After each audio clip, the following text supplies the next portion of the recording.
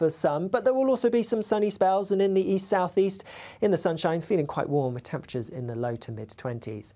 Wednesday gets off to a fine start for many of us, but some very wet and windy weather is going to feed in from the northwest as we go through the day, particularly affecting Scotland and perhaps Northern Ireland too. Now, the rain is going to be quite heavy and will last as we go into Thursday, and it's all due to the remnants of what was Hurricane Ernesto, the other side of the Atlantic. I'll see you again soon. Bye-bye. A brighter outlook with Box Solar, sponsors of weather on GB News.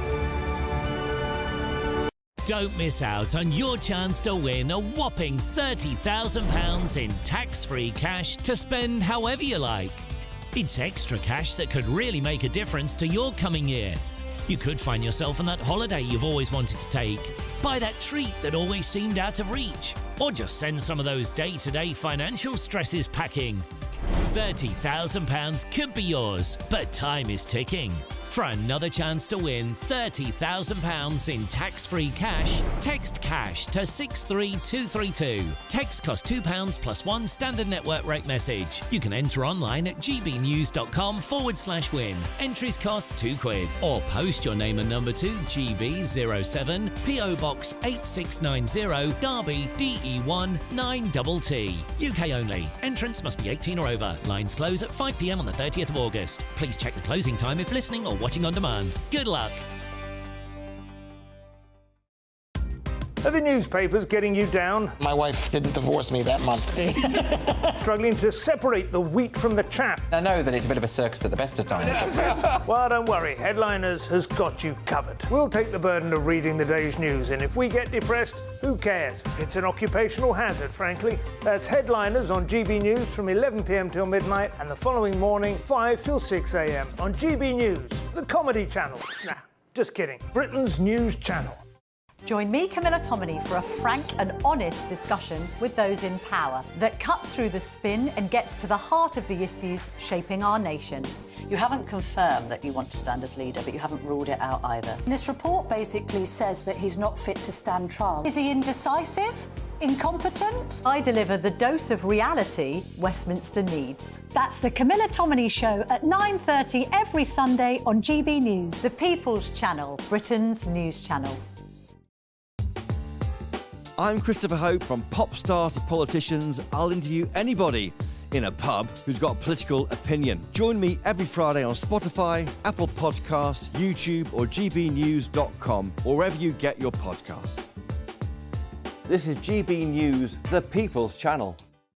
Weekdays on GB News. Wake up to breakfast every day from 6 a.m. Followed by Britain's newsroom at 9:30. At noon, it's Good Afternoon Britain. Followed by Martin Daubney from 3 p.m. Only on GB News, the People's Channel, Britain's news channel. Join me, Nana Okoye, for an informative, interactive news programme with a difference. It's fun. It's true. You're not wrong. No one will be cancelled. Lovely. Join me from 3 p.m. every weekend, only on GB News, Britain's news channel.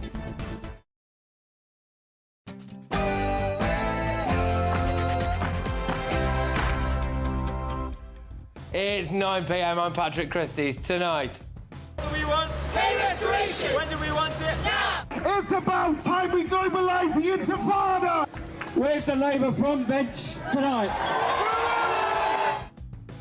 Labour accused of massive corruption and scandal over donations from unions. One of those at the centre of it is none other than Sue Gray's own son. Who'd have thought it? Also...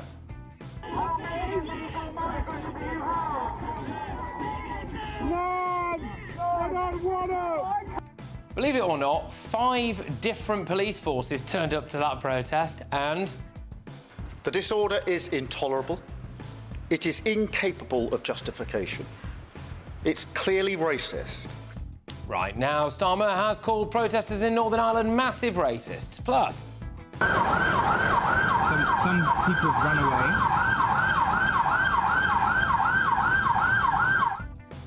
Yep, so that's the aftermath of a terror attack there, and our new Home Secretary thinks misogyny should be a terror offence. Has she lost the plot?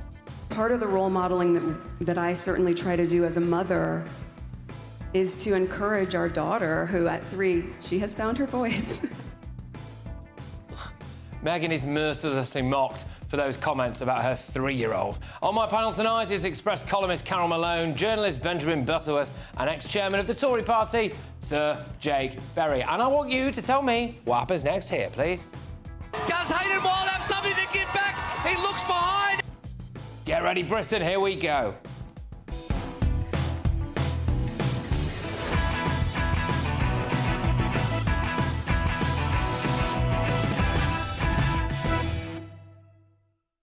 It's not far right to be anti-mass migration. Next.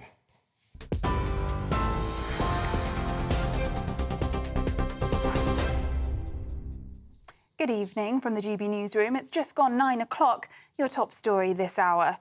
British tech tycoon Mike Lynch and his daughter are among 6 tourists missing after a luxury yacht sank in a tornado off the coast of Sicily. The British-registered 56-metre Bayesian had 22 people on board when it went down. A body believed to be that of the vessel's cook has been found. Divers are now combing the waters as search efforts continue around the wreck, 50 metres underwater. So far, 15 people have been rescued, including the wife of Mike Lynch and a 1-year-old girl. It comes just weeks after Mr. Lynch was cleared of all charges by a US jury in the high-profile fraud case related to the sale of his software company, Autonomy, to Hewlett-Packard in 2011. Meanwhile, Mike Lynch's ex-colleague and co-defendant in his US fraud trial has died in hospital after being hit by a car just days before the tech tycoon went missing. That's according to his lawyer.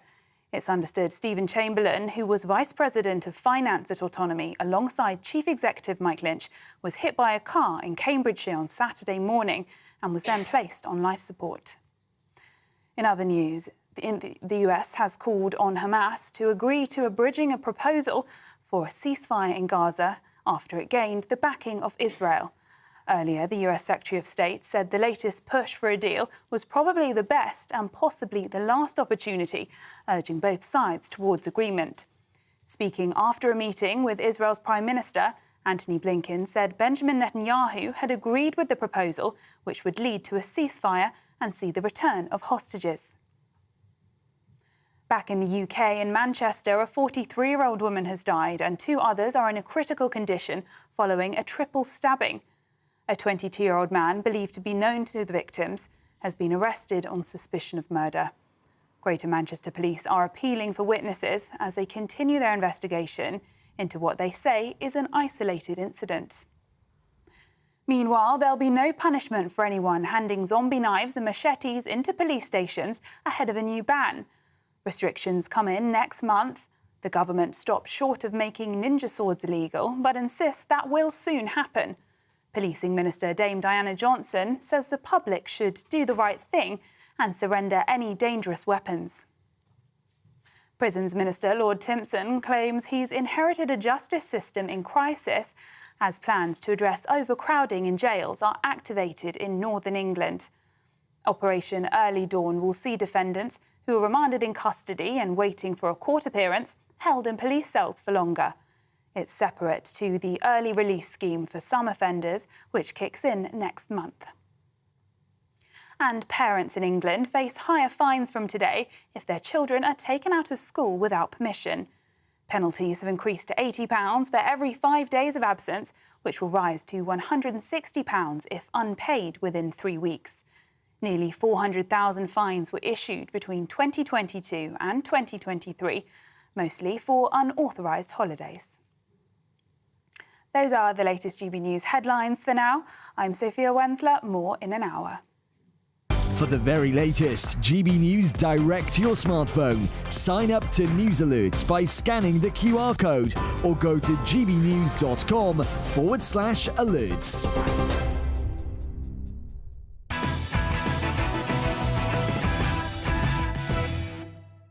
Welcome along. It is starting to look like the worst crime you can commit in Keir Starmer's Britain is wanting to stop the boats. Here was a very small protest in Bournemouth yesterday against mass immigration.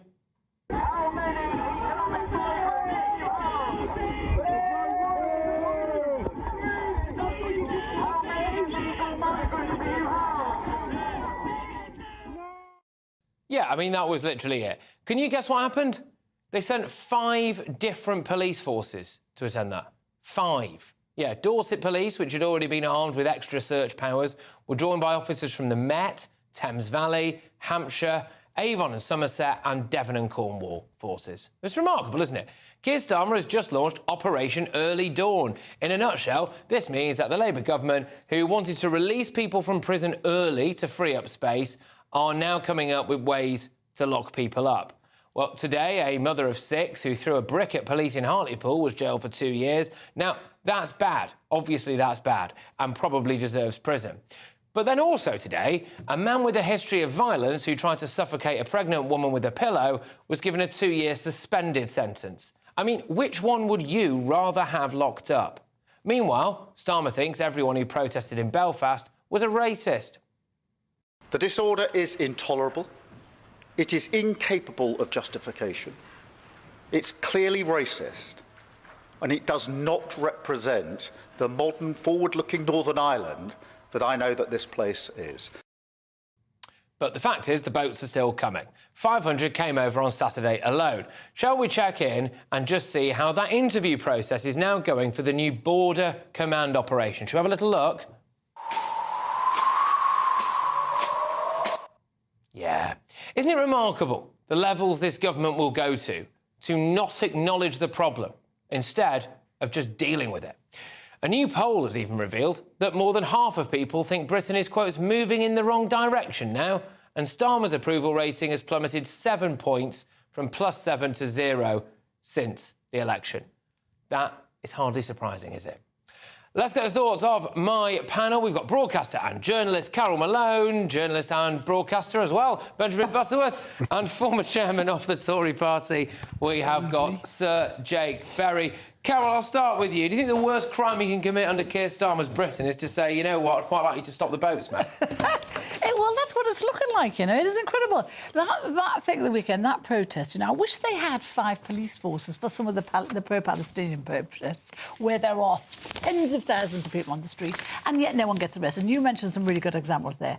You know, that they were not rioters at that protest. They were peaceful protests, and the people making the most noise were the Stand Up for Racists, which was... They were across the road. There was 80-odd of them. They were the ones doing the shouting. Are you laughing at me? What are you laughing at? It's stand up against racism, not stand up for racism. Oh, yes, well, exactly that. Yes, I correct not yet that. It is a Benjamin, but give it time. Right now. Sorry, people. Right. You know what I mean. Anyway, I just think, you know, it's not racist to speak out about the huge numbers of people who are coming here illegally. It is not racist to want to stop the trafficking. It's not racist to want to stop the gangs. But Starmer doesn't want to. He thinks much of immigration law in this country is racist. He said it when he was DPP.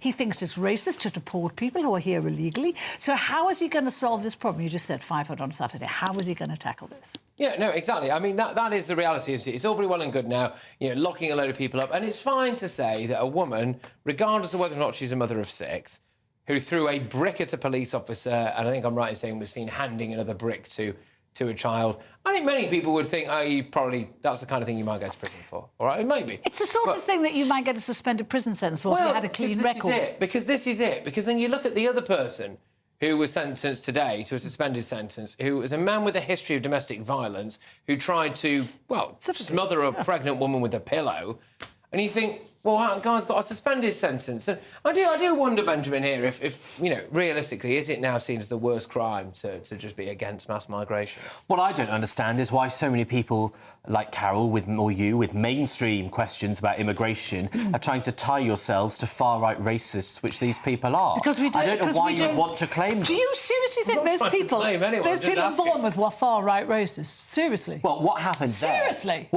there is that the police were concerned about what had broken out in the rest of the country, and I think, you know, as a former scout, it's be prepared is the resolution that police should have. It was 20 people who sat on a step with a flag wrapped around their shoulders. What are you talking about? that riots are a social contagion. They spread. They cause a level of damage and disorder and disruption out of proportion with any individual protest or attack. And that's why you can't let it go out of control. That was so many ordinary right-wingers. people, Benjamin, making a protest about something that lots of other ordinary people... I want to make one other point. First of all, you stated in your monologue that he wanted to release people from prison. That's not true. There was no choice. There were 700 cells vacant on July 5th. Sorry, but the bloke he's now put in charge of prisons has gone on record in the past and said that about half the people who are in prison should not be in there, which implies to me that you just want them out of prison. And the second point is that to talk about the case he did, which got a suspended sentence, you know, the judge making a conclusion on that is not thinking about another judge dealing with a riot in a different part of the country for entirely different... But it wasn't... It's false to compare... I wonder if it implies that those prosecutions and the sentences we're seeing handed out now are political in nature. Well, look, so it's right that if this woman lobbed a brick at a police officer that she has been sent to prison, because an attack on the police is an attack on society. It's an attack on all of us, actually, so that is the right thing. It sounds like the wrong sentence with the serial domestic violence, woman abuser who tried to smother a woman. But let's just take a step back about the big mistake I think Keir Starmer is making here. The reason the Conservatives lost the election so badly is for election after election we promised that we were going to get a grip on immigration. We didn't. The British people punished us, and I think they will do the same with Keir Starmer. He's almost, not quite there, but he's almost saying to be concerned about immigration, you are racist. Exactly. You are not. He's not said that, but it's well, it feels like the implication of what he is saying. And I'm concerned about immigration, and I'm not racist. And then the final point I'd make is, I'm actually really worried about the violence we're seeing from these counter-protesters from the hard left who are going along to these, you know, 20 people turning up in Bournemouth to protest quite peacefully. It looked like an England game, didn't it? More than any sort of protest. Then you have these hard left protests where there has been a lot of violent disorder, particularly in London. What is happening to those people? I'm not aware of any arrest, and this plays into this narrative of this two-tier policing, which I think is corrosive for the country. So, Carol, when it all first started kicking off, right, very quickly it was all far right this, far right that, far right this, far right that. And then we got whopping great big numbers of arrests, whopping great big prison sentences, brackets up to it. And now Keir Starmer has openly stood up and used the word racist. Racist, you're a racist if you do this stuff. You know, you say you're racist if you went to the riots. If you went to the riots, if you went to protests, Which implies that anyone who might, I think anyway, who might want to go and protest very peacefully about something like mass immigration, could now be... It opens the door for them to be smeared and to try to put people off. You know, we've had it rammed down our throats while the pro-Palestinian protests are in full force. We had it rammed down our throats. The peaceful protest, we have to have it. It's very important. Now, this was a peaceful protest. This was not a riot, and yet it was treated like a riot. So he can't have it both ways. Either people are allowed to or they're not. But I think that there are certain very favourable protests, and immigration is not one of the ones that are favourable to this government. Well, if his popularity is going down at the current rate it is, you know, he'll be less popular than Rishi Sunak soon enough, won't he, Benjamin? He's into minus now. Yeah, I mean, there's nothing unusual about that. And, you know, that's because he's making decisions, right? The fact is, I find it extraordinary how so many people that were saying that people that sat in the middle of a road, which I don't think is a good thing, but that did incredibly peaceful protests for Just Stop Oil, that they should get 5 years in prison, suddenly found themselves 2 weeks later, in some cases, saying people that threw bricks at mosques, they should get a suspended sentence. Why are they going to prison? Benjamin, rioting is a danger to us all. These people are extremists, they are racist, they are far right, they are organising online, and you shouldn't be having a grey area with them. What do you think Just Stop Oil are? They're extremists. They don't care. Their leader has actually said it's not his fault if someone... It's not his fault or the protesters' fault if someone dies on the way to hospital and they can't get through those protests. They've said that. What are they... And I started off by saying an attack on the police is an attack on all of us.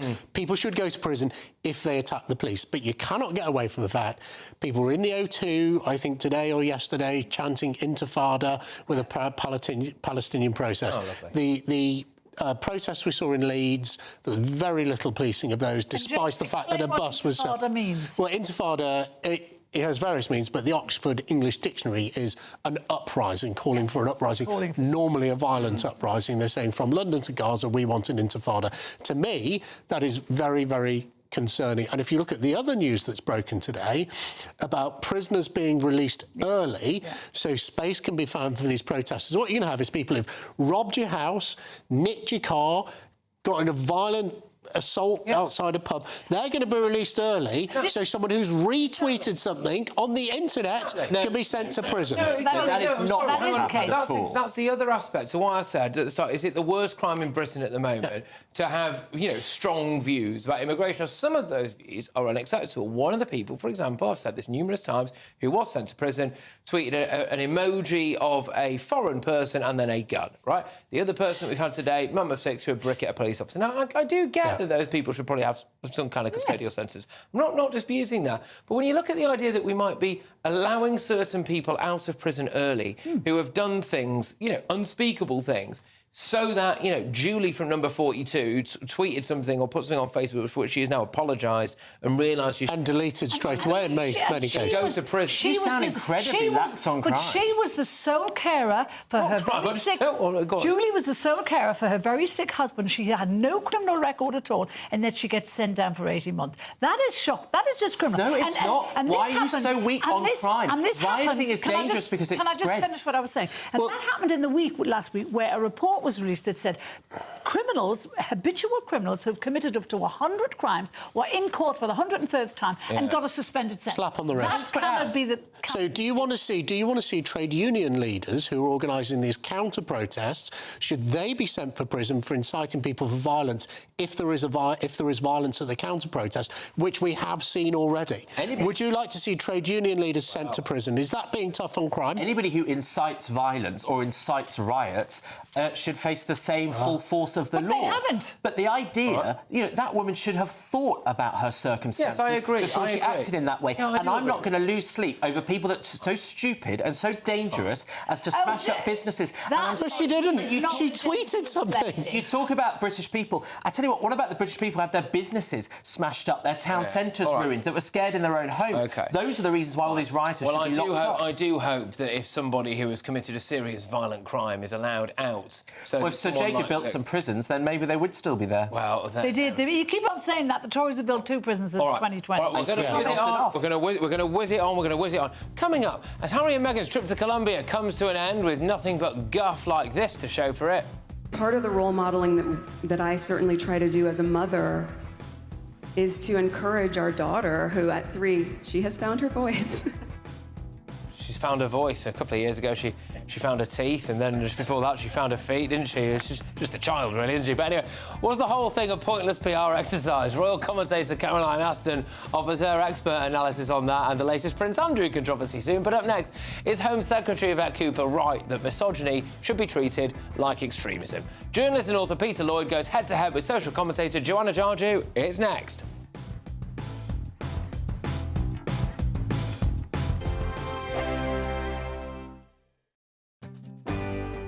I'm Michael Portillo. This is GB News, the People's Channel, Britain's news channel. This is GB News, Britain's news channel. You'll relate to this one. We've all been there, haven't we? Tensions high in the car as you head off on the latest adventure or holiday during the summer break. Now, with the average family set to spend about 3.5 hours a week together in the car driving on the roads during the holidays, new research has shown that our relationships could be tested to the limit. Yes, figures show that 21% are having arguments for simple things like the driver going the wrong way, which we were saying is not actually very simple. That's very serious. I was going to say that. I'm surprised it's just 21%. Yeah. So if I was going the wrong way down the road, you'd know about it. You'd hear from me. A further 20% squabbling over how their partner drives, yes, and 25% admitting to being more prone to rowing when their kids are misbehaving. It's a lot to deal with, isn't it? Fair enough. Well, we're joined now by dating and relationship coach and author Persia Lawson. Good to see you this morning, Persia. What is it about being in a car that just makes things so tense? Well, I think it's probably quite obvious, isn't it? It's the fact that we are in a confined space, we can't go anywhere, and it can just really create so much tension and stress, especially if you and your other half or a family member, whoever you're in the car with, are going through a little bit of a tricky time. And if it's really hot outside, that doesn't help either. So inevitably, it creates a lot of irritation and bickering, I would say, from my experience. And what is it about children? If you add children into the mix, it just makes things very, very difficult, doesn't it? Well, yeah, because there's a lot of, are we there yet? Yeah. Kicking the back seat and just squabbles, kicking the siblings. So adding children into the mix is just going to turn the heat up on that tension. GB News, the People's Channel. Good afternoon, Britain. Your lunchtime update on the stories that matter across the UK. From breaking news and insightful analysis, inspiring stories and lively debates. You're comparing yourself to a former Prime Minister. Which is it? Stay informed, stay updated, stay entertained. I just don't know how anyone would not want to be there. Every weekday from midday. We are Good Afternoon Britain, only on GB News. Britain's news channel. If you want your news to be straight talking... This is a nightmare for the Conservatives again. Down to earth. It's not just Nottingham where this is happening, is it? And most importantly, honest. Hard-working, middle-class taxpayers, they'll get their book thrown at them. They catch me, Martin Daubney, Monday to Friday, 3 till 6 p.m. on GB News, Britain's news channel.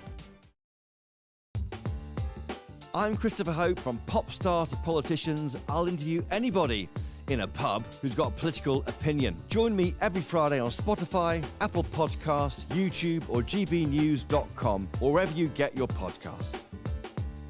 This is GB News, the People's Channel. Every Saturday, 10 till 12, we'll bring you all of the news that you need to know. We'll also remind you that there is so much to smile about. It's my favourite time of the week. I get to relax, enjoy some light-hearted stories, and let Ellie teach me about fashion too. That's Saturday Morning Live, every Saturday, 10 till 12. Only on GB News, Britain's news channel. Welcome back to Patrick Christys tonight. Coming up, was Harry and Meghan's Colombia trip a pointless PR exercise? Royal commentator Caroline Aston gives her scathing analysis. But first, it's time for the head-to-head. Misogyny will be treated as a form of extremism under new plans being drawn up by the Home Office. Home Secretary Yvette Cooper has ordered a review of the UK's counter-extremism strategy to determine how best to tackle threats posed by, quote, harmful ideologies. So the analysis will look at hatred of women as one of the ideological trends that the government says is gaining traction, as well as the rise of Islamist and far-right extremism. Cooper said the review will identify any gaps in existing policy as part of a crackdown on people pushing harmful and hateful beliefs and violence. Right, look, what do you think about this? Is Home Secretary Yvette Cooper right that misogyny should now be treated like extremism or terrorism? Let me know your thoughts. Go to gbnews.com/your say or tweet me at GBNews. While you're there, go and vote in our poll. But going head-to-head on this right now are journalist and author Peter Lloyd and entrepreneur and social commentator Joanna Jarji. Both of you, thank you very much. Great to have you on the show. Peter, do you think that misogyny should be treated as some form of extremism or terrorism? No, I think it's absolutely an Orwellian attack on free speech, and I think it's a completely sexist move by this Labour government. Firstly, why should only misogyny be classed as a hate crime? Why not misandry? According to the ONS, men are 70% of all homicide victims, year after year after year, but there are no government initiatives to tackle that. That is sexist. And it's another example of two-tier justice under Keir Starmer. Secondly, who in the Labour Party is even going to be able to define what extreme misogyny is? Those clowns can't even define what a woman is. So quite frankly, none of them are qualified for the job. And thirdly, I would say there are much bigger fish to fry in this country. The terror threat in the UK is currently noted as substantial. That means another terrorist attack is very likely. OK. Just let me say, 90% of MI5's watch list, 90% of MI5's watch list are Islamic extremists. They are the priority. They are the problem that needs to be tackled, not people like Andrew Tate. OK, well, look, Joanna, what's your view? I mean, I don't know, have you ever been on the wrong side of some quite severe misogyny? Did you feel as though that should be treated in the same way as, you know, extremism or terrorism? Well, first of all, I'm offended and just wondering how dare the other commentators say that we've got bigger fish to fry when we've got 2 million women a year. Of course you're offended. Of course you're offended. You're a feminist. Let me finish. All right, Sorry, I'm well. still talking. Was I talking when you were talking? Yeah. 2 million women are subject to violence a year with men, and this starts somewhere. And it's very rich for a man to be sat there saying, we need to protect our free speech. We need to... If you don't act in a particular way that crosses the line towards women, then you've got no problem whatsoever with any type of legislation. I don't understand why we're, minimizing this when we're actually having women suffering at the hands of men, and we're actually seeing an epidemic of misogyny and women dying. So if you're going to have something that's a specific ideology, which is where it actually stems from, and then, snowballs into a bigger position where women are literally dying and being raped, then I don't understand how you could even pretend as if it's just a matter of free speech. You know what the stats are on rape in the UK.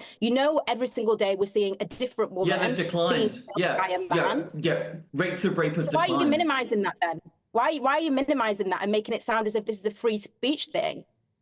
Well, because it is partly a free speech thing, but also rape statistics in this country have declined over the last few years, which is, kind of impressive given I that guess Labour we should be really lucky about that. It's declining. Oh my gosh, I'm so grateful for that. It should be at zero. Well, yeah, unless you want more women to be raped. Is that what you want?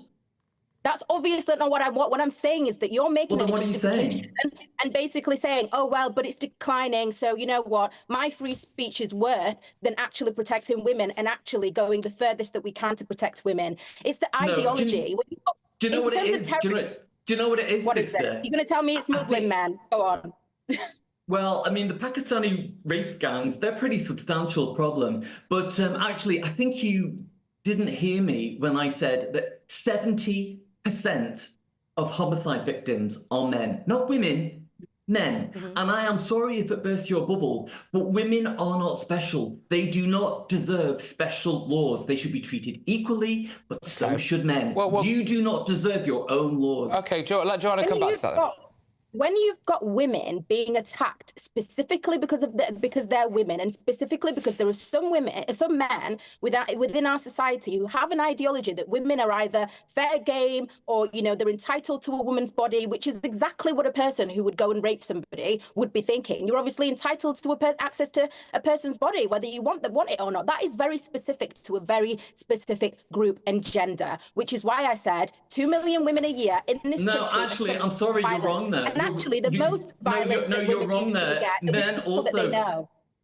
No, men also get raped. And actually, if you look at the headlines in most newspapers recently, there is a scourge of female teachers grooming and raping male minors. Yeah. And you know what? Because you've got female privilege, women can't be charged with rape. It's only a crime that can be thrown at men. So actually, sister, you've got female privilege in spades. It's about time the law was equal across the board, whether you like it or not. And actually, you made a point earlier about the grooming gangs. And actually, in terms of that model of abuse, of sexual abuse, yes, South Asian men are overrepresented. But when you actually look at sexual assaults overall in the UK, the vast majority of them are by white men. So I don't really understand. My main thing with this is, that's because we're a majority white country. Why do you think your free speech is worth more than a woman's safety? Because why do you think just being able to keep your ego and being able to say whatever you want to an extent? So you want to basically open yourself up and just be free to say whatever you want with a woman without having any accountability? Is that what you're saying? I'm letting you speak.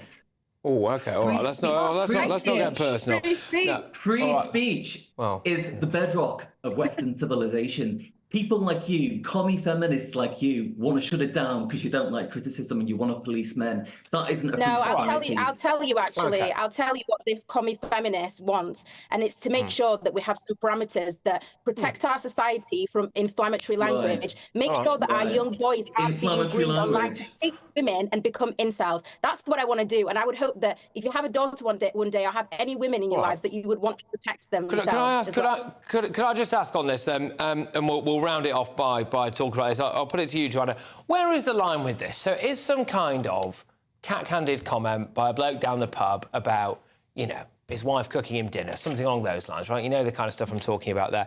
You know, should that be treated the same? Is that misogyny, or are you more on the grounds of, like, you know, someone who's actually wanting to physically harm a woman? Because, I mean, the thing is, there are already laws against that, right? So what do you think, Joanna?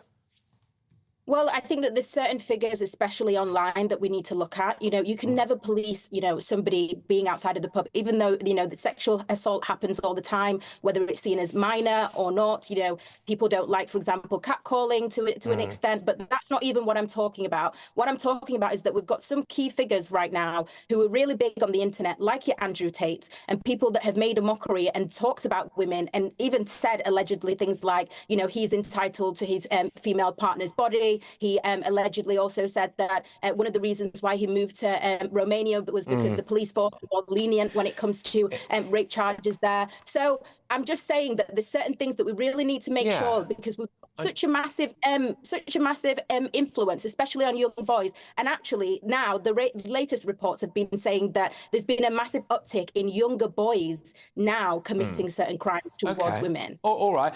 Peter, I'll round it off with you. I will be fascinated to know who Yvette Cooper and the Labour Party really go after here, or are desperate for our justice system to go after, because there is rather a lot of misogyny in certain other religious groups, aren't there? Misogyny is everywhere, and I don't want anyone to accuse me of trying to ignore that. But there are actually quite a large aspect of, people would argue, misogyny in certain parts of the country with a, you know, with a kind of a, you know, in certain religious groups, aren't they? Within the Muslim community, there have been accusations of misogyny, you know, women not being necessarily allowed to work or things like that. And so I wonder if the Labour Party might go after them a bit. In your dreams. But I would challenge you there, because misogyny, contrary to popular belief, is not everywhere. We are not operating in a mist of misogyny. Bad things happen to women. That doesn't make it misogyny. Bad things happen to men. Okay. That doesn't mean it's misandry. Right. But here's a tip for Labour. If they want to stop misogyny rising, if they want to make women safer, here's a top tip. Stop importing tens of thousands of men from the third world with regressive attitudes to women. That'll sort it. I've just told you that the majority of people who actually have been convicted of sexual crimes in the UK are actually white men. And the majority of people, women that report crimes as well, it's people who were closest to them. Domestic abuse as well is through the roof. So it's not just a one-size-fits-all. I'm not saying that there isn't other communities who have been overrepresented when it comes to certain sexual crimes. But you can't pretend that it's because of the influx of migrants. You can literally just go on Google and find this out. Okay. All right, guys, look, well, I'm really sorry about this, guys. We're gonna have to knock it on the head. We wanted a head-to-head. It was indeed a good head-to-head. Look, thank you, both of you, very, very much. And points well made on either side there. That was journalist and author Peter Lloyd and entrepreneur and social commentator Joanna Jarju. That obviously could have rolled on for at least another half an hour, but we've got some other great topics for you. So, who did you agree with? Is Home Secretary Yvette Cooper right that misogyny should be treated like extremism? Mark does make the point that Peter made, which I look forward to defining it. I mean, are you a misogynist now if you, well, I suppose if you criticise a bloke wearing a wig? But Jeff on X says, only if they address misandry equally as well. Devo on X says, I have a feeling that the margins of what is and isn't misogyny will change and more people of lesser offences will be dragged into it. With the inflammatory rhetoric we've seen lately, I can see how it will be abused. Right, OK, your verdict is in. 7% of you think that Yvette Cooper is right to say that misogyny should be treated as extremism. 93% of you say it shouldn't. Coming up, as a Christian volunteer who was arrested for praying outside an abortion clinic has actually won a big payout, is Labour's planned total ban on the peaceful practice another attack on our basic freedoms? Former editor of The Sun, Calvin Mackenzie, he's live and unfiltered shortly. But next, as Meghan Markle is mercilessly mocked for this comment about the Sussex's Columbia jaunt. Part of the role modeling that I certainly try to do as a mother is to encourage our daughter, who at 3, she has found her voice. Yeah, where was she anyway? Was the couple's long weekend visit to the crime and corruption-ridden country a total waste of time? Are they now a laughingstock? Royal commentator Caroline Aston is live and she's next. Stay tuned. Hello, very good evening to you. Here's your latest GB News weather update brought to you by the Met Office. Plenty of showers as we go through tomorrow and some blustery, gusty winds too. But before then, there's a lot of cloud, there's a lot of rain because of a frontal system that's already made its way in from the west. And as we go through the next 12 hours or so, it's going to continue to push east and southeastwards, bringing quite a wet story across many parts of England and Wales for a time, with that rain feeding into the southeast as we go through the early hours of tomorrow morning. Behind it, there will be some clear skies around, but also some showery bursts, especially across parts of Scotland. Temperatures not dropping a huge amount. In fact, in the southeast, it is going to be another warm night, some places only falling to lows of around 17 or 18 Celsius. As we go through tomorrow morning, though, there will be some hefty rain across the far east of Scotland and the Northern Isles. Also, plenty of showers feeding into western parts of Scotland. In between, something a little bit drier and brighter for some, but also more showers across Northern Ireland, some parts of northern, northwestern England, and in fact down the western side of England and Wales, there'll be some showers feeding in. Something a little bit drier and sunnier for more central eastern parts of England, although in the far southeast, that front will be lingering here for a time, so a grey, damp start to the day for some before that front clears away by the afternoon. Behind it, for many, it is going to be a showery day, and some of those showers will be heavy, and there are some gusty, blustery winds to watch out for too, especially in the northwest, making it feel a little bit cooler for some, but there will also be some sunny spells, and in the east-southeast, in the sunshine, feeling quite warm with temperatures in the low to mid-20s. Wednesday gets off to a fine start for many of us, but some very wet and windy weather is going to feed in from the northwest as we go through the day, particularly affecting Scotland and perhaps Northern Ireland too. Now, the rain is going to be quite heavy and will last as we go into Thursday, and it's all due to the remnants of what was Hurricane Ernesto, the other side of the Atlantic. I'll see you again soon. Bye-bye. Welcome to State of the Nation, daily plunge into the stories shaping our country. I'm Jacob Rees-Mogg, and Monday to Thursday we bring you the insights, the facts, the truth about how our country is being governed. Because what happens in Downing Street matters down your street. Tune in to State of the Nation every Monday to Thursday, 8 to 9 o'clock. Only on GB News, the People's Channel, Britain's news channel. Good afternoon, Britain. Your lunchtime update on the stories that matter across the UK. From breaking news and insightful analysis, inspiring stories and lively debates. You're comparing yourself to a former Prime Minister. Which is it? Stay informed, stay updated, stay entertained. I just don't know how anyone would not want to be there. Every weekday from midday. We are Good Afternoon Britain, only on GB News. Britain's news channel. Hi there, I'm Michelle Dewberry, and I'm going to take a second to tell you all about my show, Dubes & Co. We start off with the issues of the day. We then bring in both sides of the arguments. We get rid of the disrespect. And then you throw me into the mix. And trust me, I'll tell it exactly how it is. And then, of course, the magic ingredient, you at home. We mix it all together, and what have we got? In my opinion, the best debate show in town. Monday to Friday, 6 till 7 on GB News, Britain's news channel.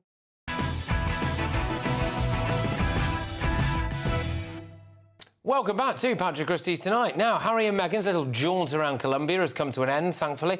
But after 4 days of glossy PR pictures, we're all left asking the same question, aren't we? What was the flipping point of that?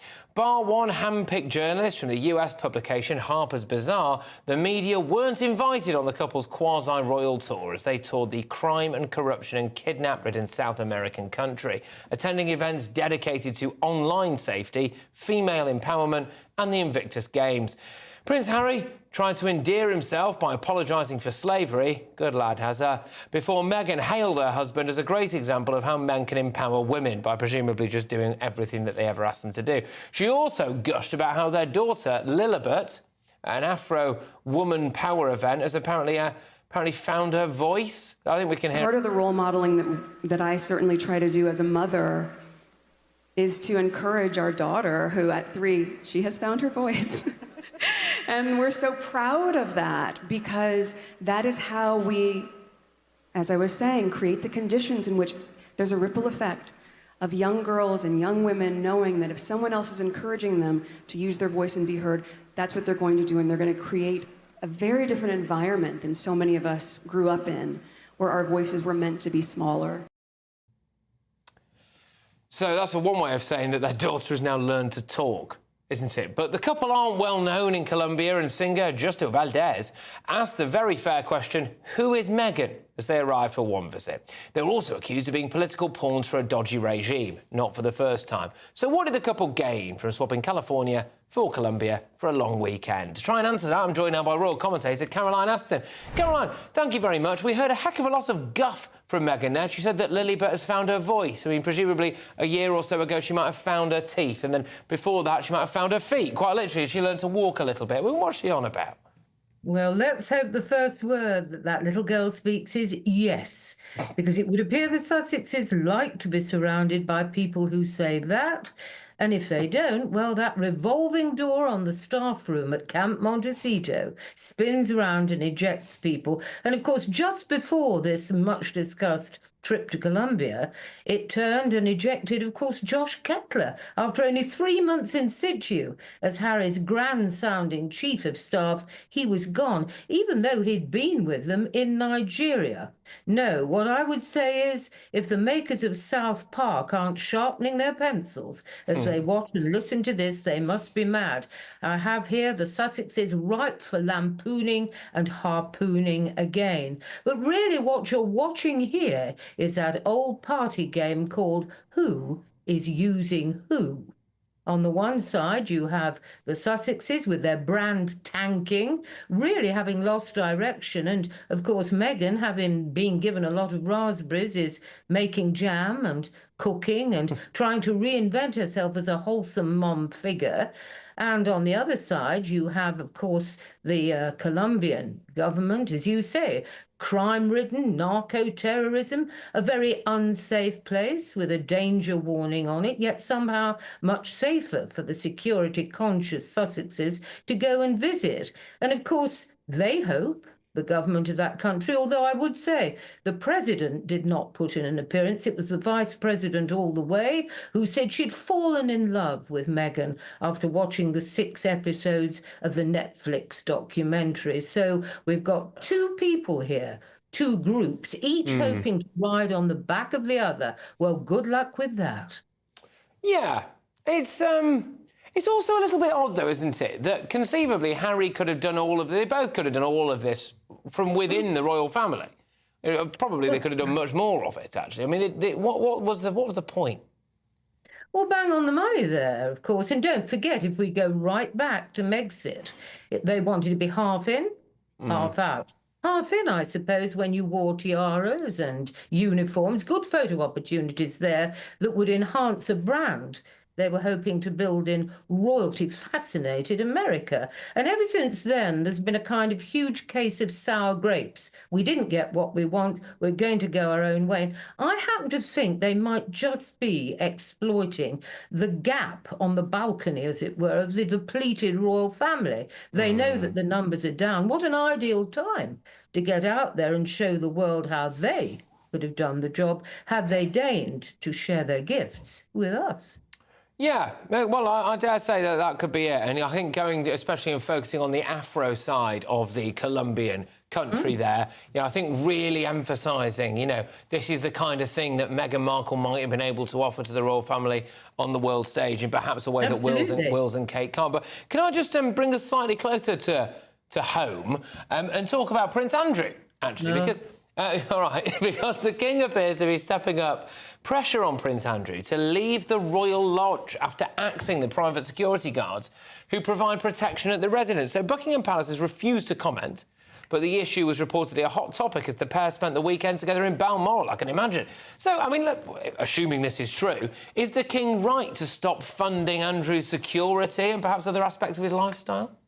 Well, at the root of this lies the problem that you have this huge house worth about £30 million or so, Royal Lodge, that desperately needs renovation. Now, Andrew can't afford to pay for that himself, so the King is really saying, come on, I need you out. There's this beautifully renovated, modernised place, Frogmore. Go and live there and we'll sort Royal Lodge out. But you know, I happen to feel that the one thing that Prince Andrew always used to cling to, the times he used to say, my mother, the Queen, my mother, that meant so much to him, his royal status. And basically all he's got left now is the sign on the door of his house, Royal Lodge.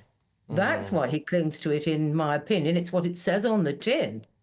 Yeah. No, Caroline, really insightful stuff, actually. I hadn't really necessarily thought about that. I thought that maybe he just liked it because it was big. But I think, yes, absolutely, the status side of it. And, you know, now if he's out, and, you know, let's be honest, I think if Charles gets him out of there, he probably won't let him back, will he? So, there we go. Well, look, thank you very much for that. Great to have you on the show. I do hope to talk to you again soon, Caroline Aston there. Coming up, Labour ministers have received nearly £500,000 from their union paymasters. That's since 2019. So should we be at all surprised that they are now dishing out bumper pay rises?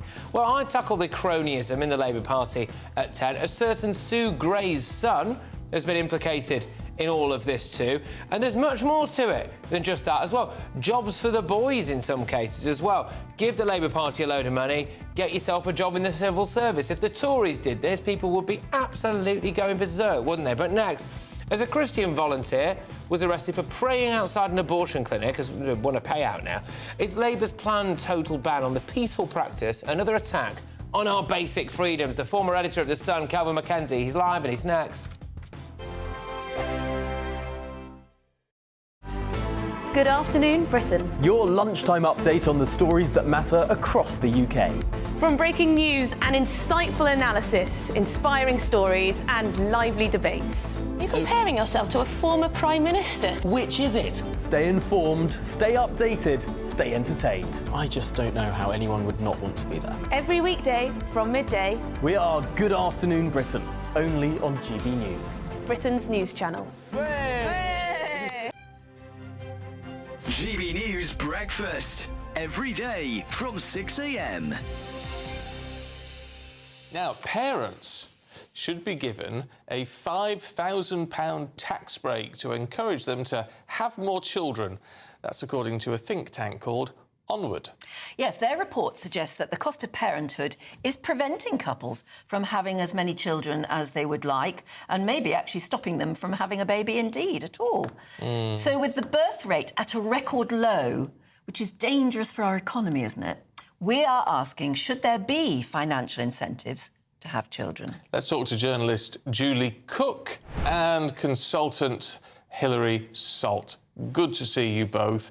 Julie, what do you think? I mean, should I be in effect, handing over my hard-earned money, in tax dollars at least, to couples so they can procreate? I actually think it's a good idea, and I'm not a lefty by any stretch of the imagination, but we are in quite a critical time in terms of our population. Although our population is growing because of our ageing population, our birth rate is dangerously low. And according to the Lancet, I think we're going to be, I've got it written here, birth rate will drop to 1.38 by 2050 and 1.3 by 2100. And this is too low to sustain an ageing population. So although we've got lots of elderly now, you know, that's how it is, we don't have enough babies being born. And a booming baby boom is actually a sign of a booming economy. And I think people are scared now because of the cost of living. We've had COVID, we've now got this crisis. Why would people have a baby now? It's a terrifying time. But if you gave them an incentive, it might well boost our population, our birth rate. GB News, the People's Channel. Are the newspapers getting you down? My wife didn't divorce me that month. Struggling to separate the wheat from the chaff? I know that it's a bit of a circus at the best of times. Well, don't worry. Headliners has got you covered. We'll take the burden of reading the day's news, and if we get depressed, who cares? It's an occupational hazard, frankly. That's Headliners on GB News from 11 p.m. till midnight, and the following morning, 5 till 6 a.m. on GB News, the comedy channel. Nah, just kidding. Britain's news channel.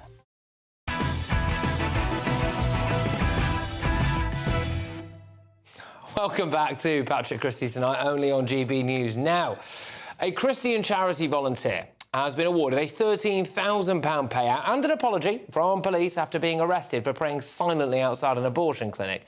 Isabel Vaughan-Spruce issued a claim against West Midlands Police for 2 wrongful arrests and false imprisonments, assault and battery in relation to an intrusive search of her person, and for a breach of her human rights in 2022 to 2023. Officers from West Midlands Police told her at the time that engaging in prayer was the offence, after she insisted that she was not protesting. But Labour is reportedly now planning to introduce controversial legislation to criminalise silent prayer outside abortion clinics. Is it just me, or is it all getting a little bit authoritarian very, very quickly?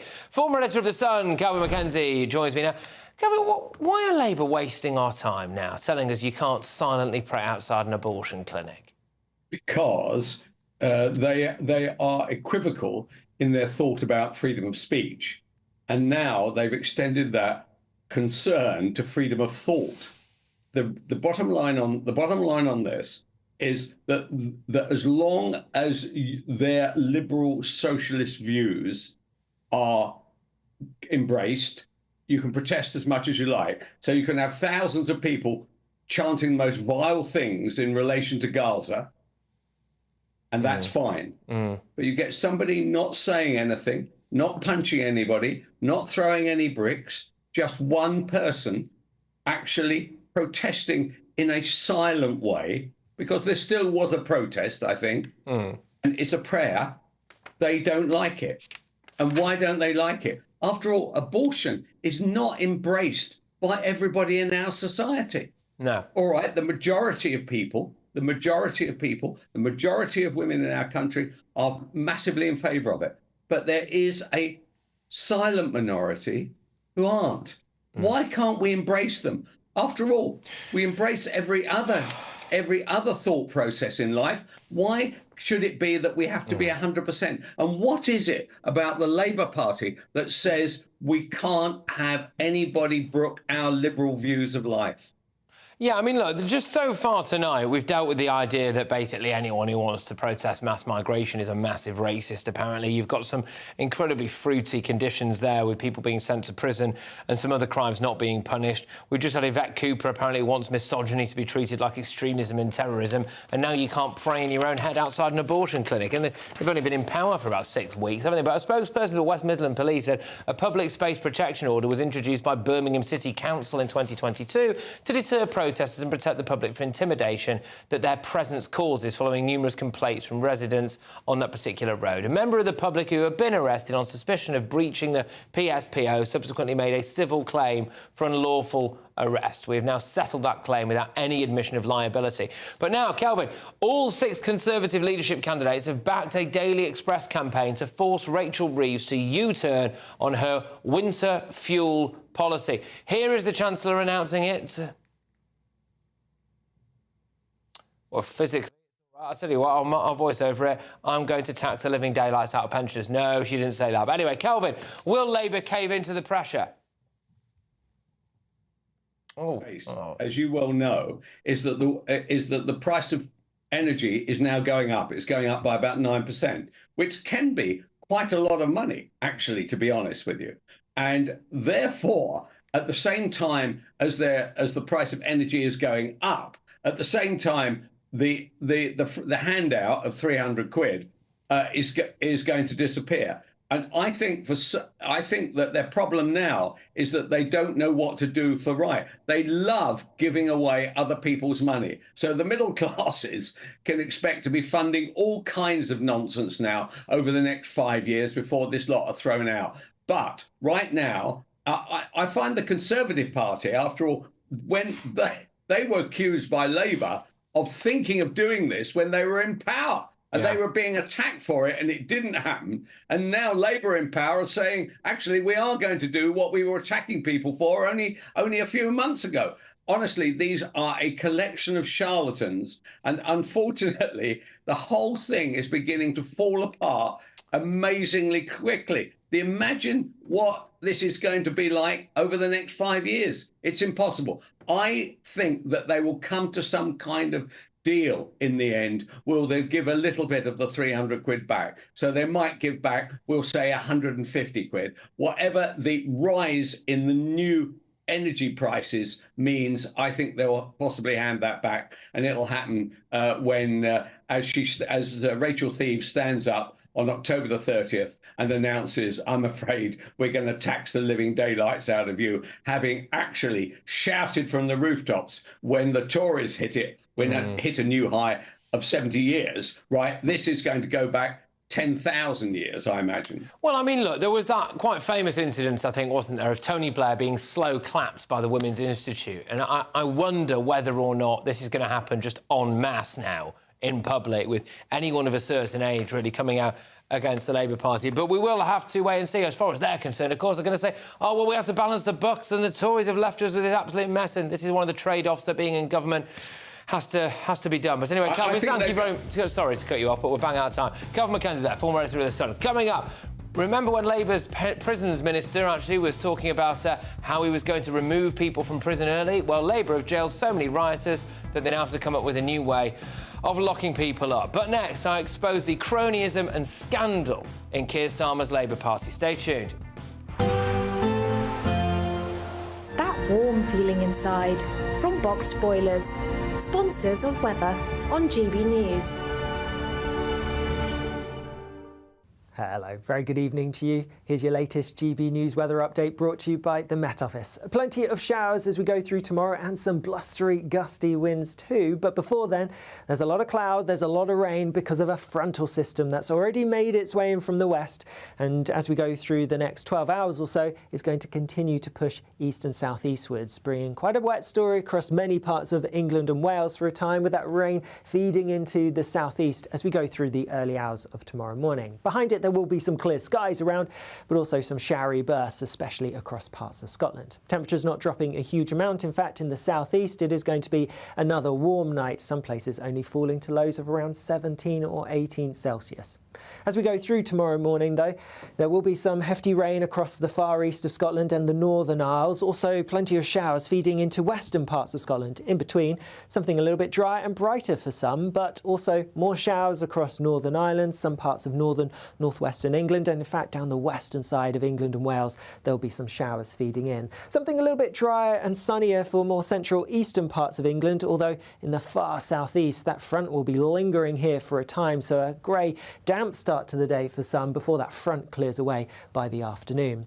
Behind it, for many, it is going to be a showery day, and some of those showers will be heavy, and there are some gusty, blustery winds to watch out for too, especially in the northwest, making it feel a little bit cooler for some. But there will also be some sunny spells, and in the east-southeast, in the sunshine, feeling quite warm with temperatures in the low to mid-20s.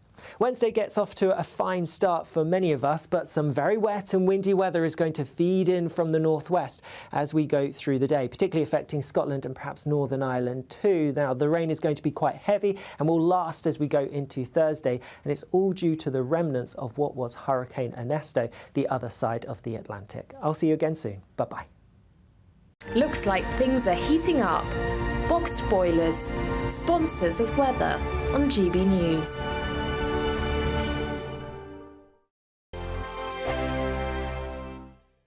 We could be calling you with the news that you've won our latest Great British giveaway, an incredible £30,000 in tax-free cash. Hi, I'm John from sunny North Yorkshire, and I've just won £20,000 in the GB News Great British giveaway. It didn't cost much to enter, but of course if you're not in, you can't win. And here I am, having won £20,000, and that's tax-free, so I'm rather pleased I did it. For another chance to win £30,000 in tax-free cash, text CASH to 63232. Text costs £2 plus one standard network rate message. You can enter online at gbnews.com/win. Entries cost £2. Or post your name and number to GB07 PO Box 8690 Derby DE1 9TT. UK only. Entrance must be 18 or over. Lines close at 5 p.m. on the 30th of August. Please check the closing time if listening or watching on demand. Good luck. Hi there, I'm Michelle Dewberry and I'm going to take a second to tell you all about my show, Jubes & Co. We start off with the issues of the day. We then bring in both sides of the arguments. We get rid of the disrespect. And then you throw me into the mix. And trust me, I'll tell it exactly how it is. And then, of course, the magic ingredient, you at home. We mix it all together and what have we got? In my opinion, the best debate show in town. Monday to Friday, 6 till 7 on GB News, Britain's news channel. Are the newspapers getting you down? My wife didn't divorce me that month. Struggling to separate the wheat from the chaff? I know that it's a bit of a circus at the best of times. Well, don't worry, Headliners has got you covered. We'll take the burden of reading the day's news, and if we get depressed, who cares? It's an occupational hazard, frankly. That's Headliners on GB News from 11 p.m. till midnight, and the following morning, 5 till 6 a.m. on GB News, the comedy channel. Nah, just kidding. Britain's news channel.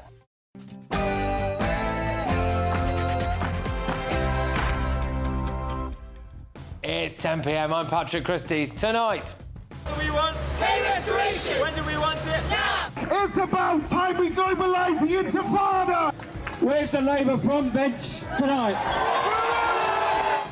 Labour are accused of a huge corruption scandal over union pay rises. And Sue Gray's own son is now in the firing line. Plus.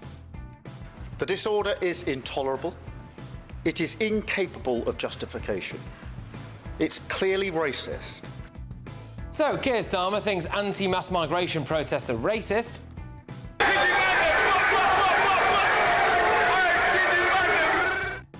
Good stuff. So will it mean that thugs in prison like those people walk free so Dorothy can go to jail for mean Facebook posts? Plus... Part of the role modeling that I certainly try to do as a mother is to encourage our daughter, who at 3, she has found her voice. Meghan is mercilessly mocked for those comments about her 3-year-old, and on my panel tonight is Express columnist Carol Malone, journalist Benjamin Butterworth and ex-chairman of the Tory party Sir Jake Berry. Oh yes, and please can you tell me what happens next here? Does Hayden Wild have something to give back? He looks behind. Get ready, Britain, here we go.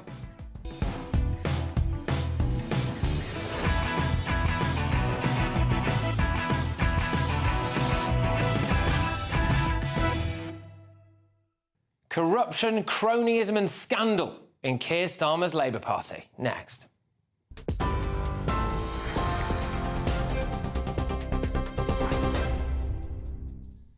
Good evening from the GB newsroom. It's just gone 10 o'clock. Your top story this hour. British tech tycoon Mike Lynch and his daughter are among 6 tourists missing after a luxury yacht sank in a tornado off the coast of Sicily.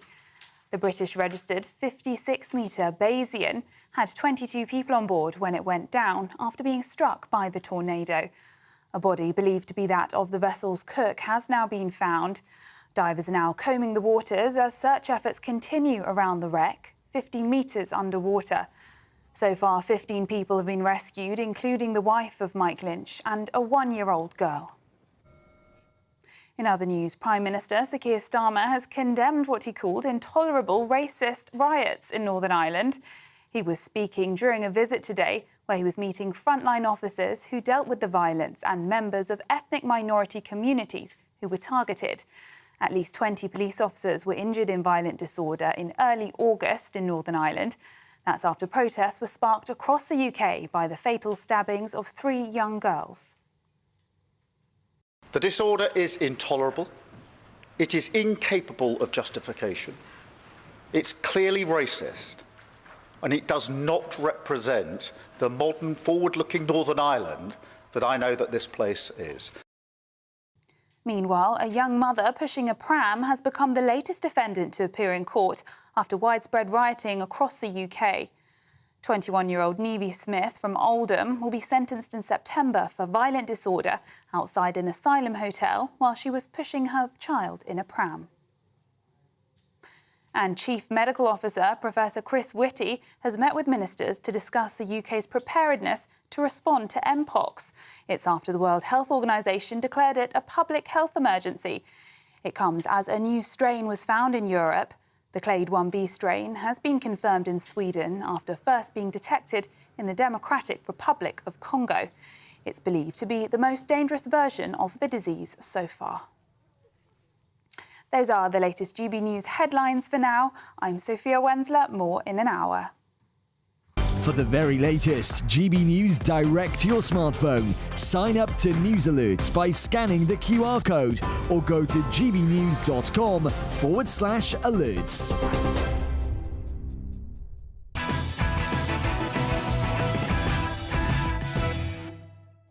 Labour is now embroiled in an alleged corruption and cronyism scandal. Sir Keir Starmer's cabinet has accepted £480,000 in cash and donations in kind from Labour's trade union backers. That's since 2019. And of the 404 Labour MPs, 213 took a total of £1.8 million from the unions since the general election was called in May. Remember when Keir Starmer said this? I invite you all to join this government of service. Well, was he talking about serving as union paymasters? They've now given massive pay rises to the unions, not forced them to work any harder for their money, and they're going to make it easier for them to strike. Health Secretary Wes Streeting received £14,286 in support from unions in the past 5 years, reportedly. This includes £3,143 from Unison, given to cover the costs of printing his campaign leaflets. Now, one of the bosses at Unison said it wasn't paramedics' fault if patients died during strike action. So that's good, isn't it? Transport Secretary Louise Haigh also received a total of £24,289 in union support since 2019, reportedly.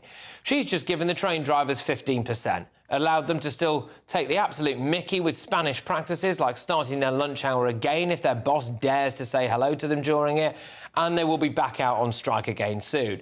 Home Secretary Yvette Cooper's received 10 grand from GMB, apparently. Sue Gray's son, Liam Conlon, who, by the way, I think you're going to be hearing a heck of a lot more about in the coming months and years, is also embroiled in this scandal. Within days of his election, he was appointed as a parliamentary private secretary at the Department for Transport. Oh, I don't know, maybe he knows someone at the top of the Labour Party.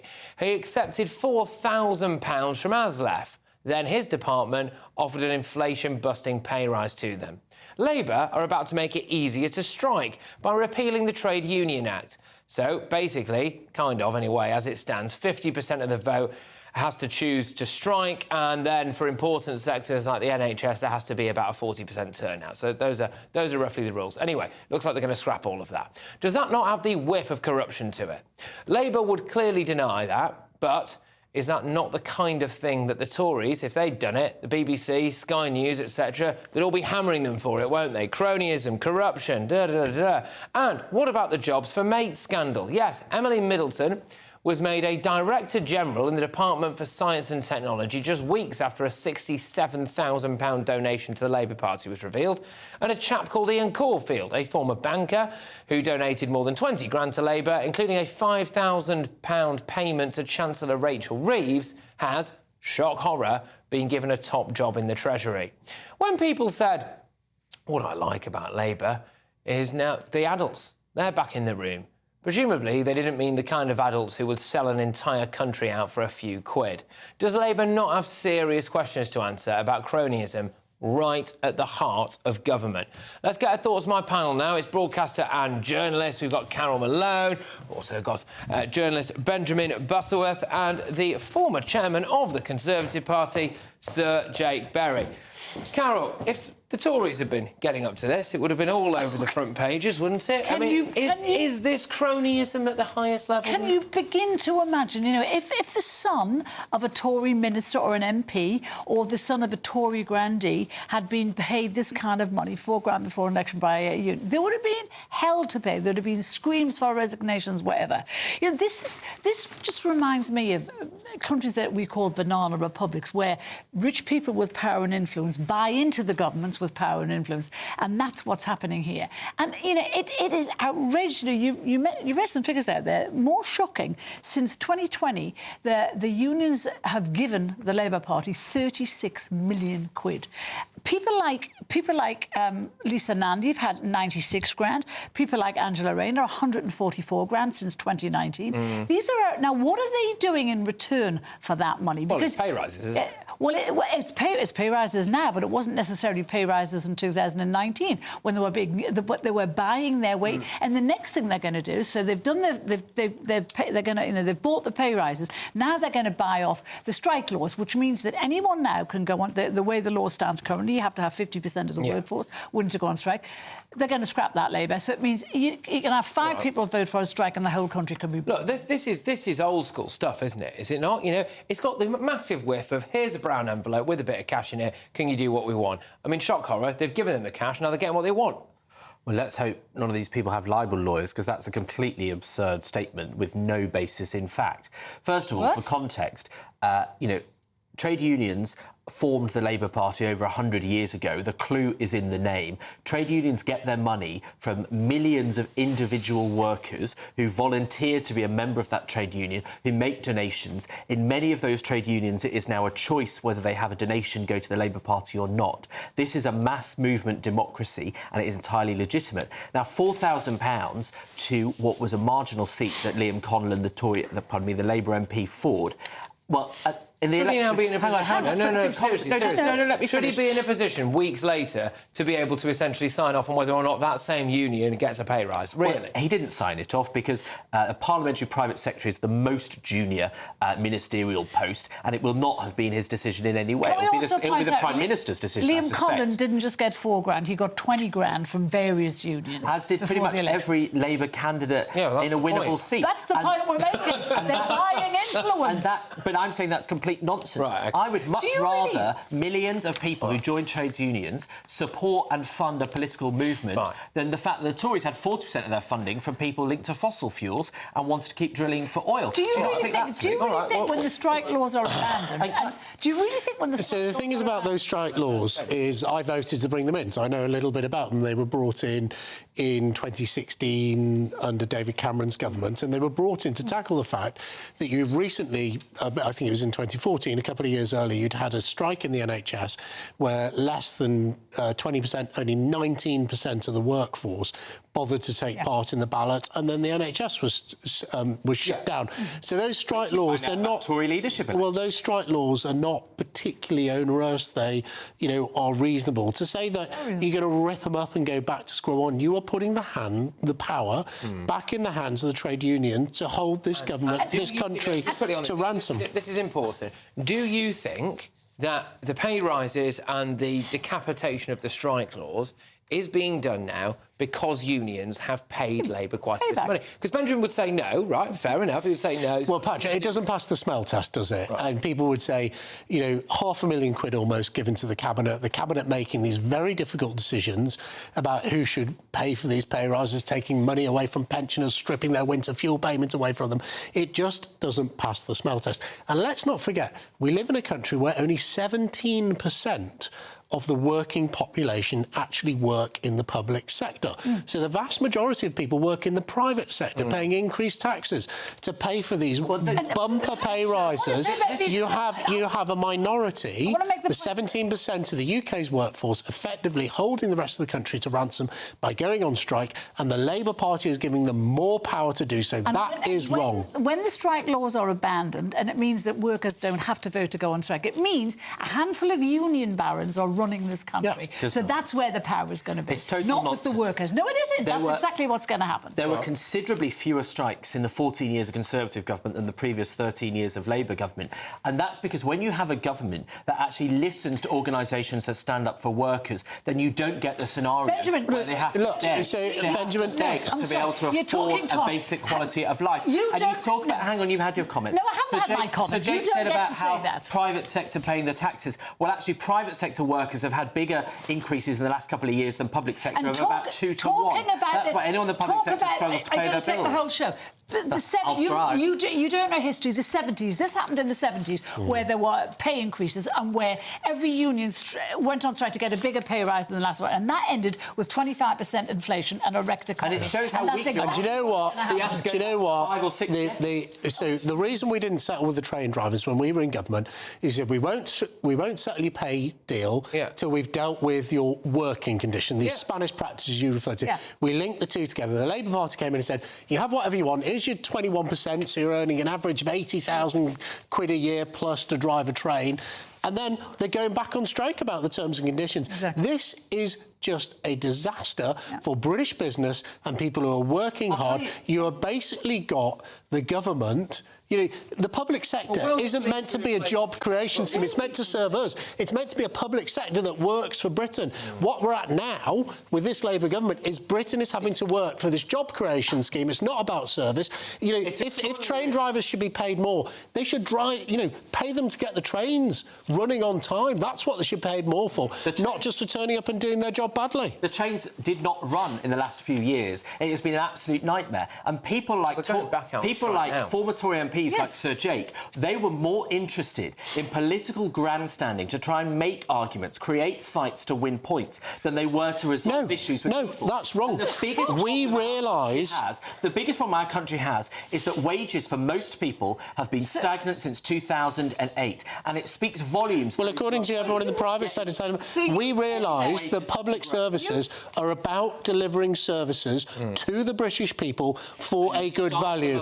What we've got now is a Labour government that thinks that it's a job creation scheme. Whether the services are good or bad, you should all be paid more.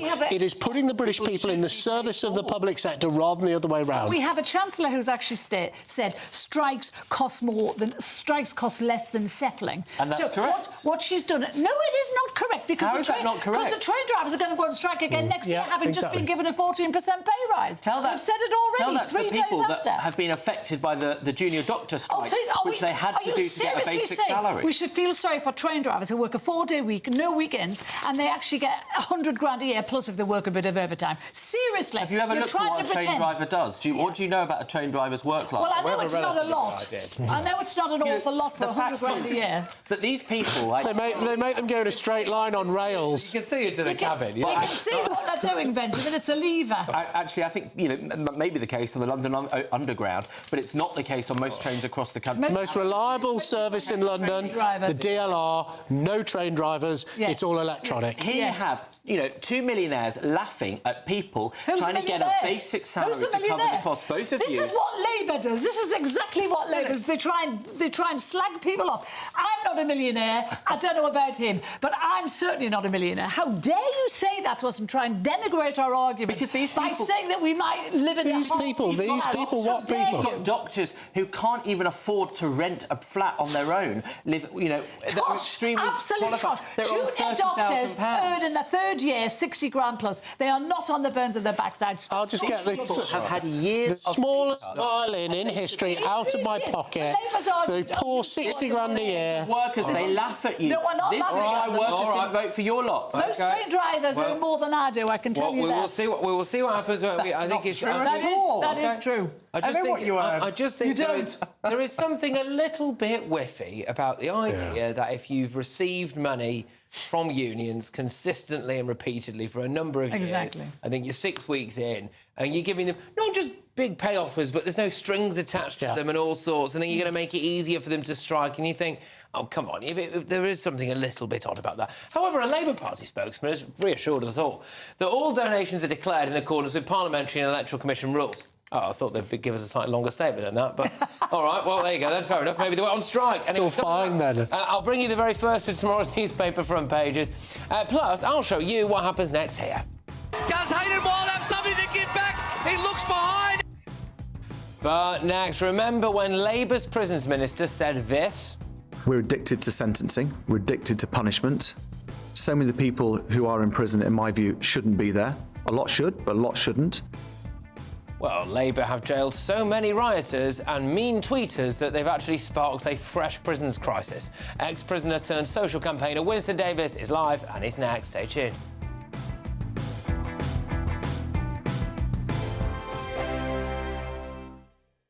If you want your news to be straight talking... This is a nightmare for the Conservatives again. Down to earth. It's not just Nottingham where this is happening, is it? And most importantly, honest. Hard-working, middle-class taxpayers, they'll get the book thrown at them. Then catch me, Martin Daubney, Monday to Friday, 3 till 6 p.m. on GB News, Britain's news channel.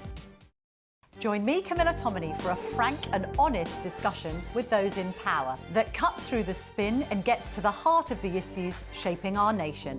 You haven't confirmed that you want to stand as leader, but you haven't ruled it out either. This report basically says that he's not fit to stand trial. Is he indecisive?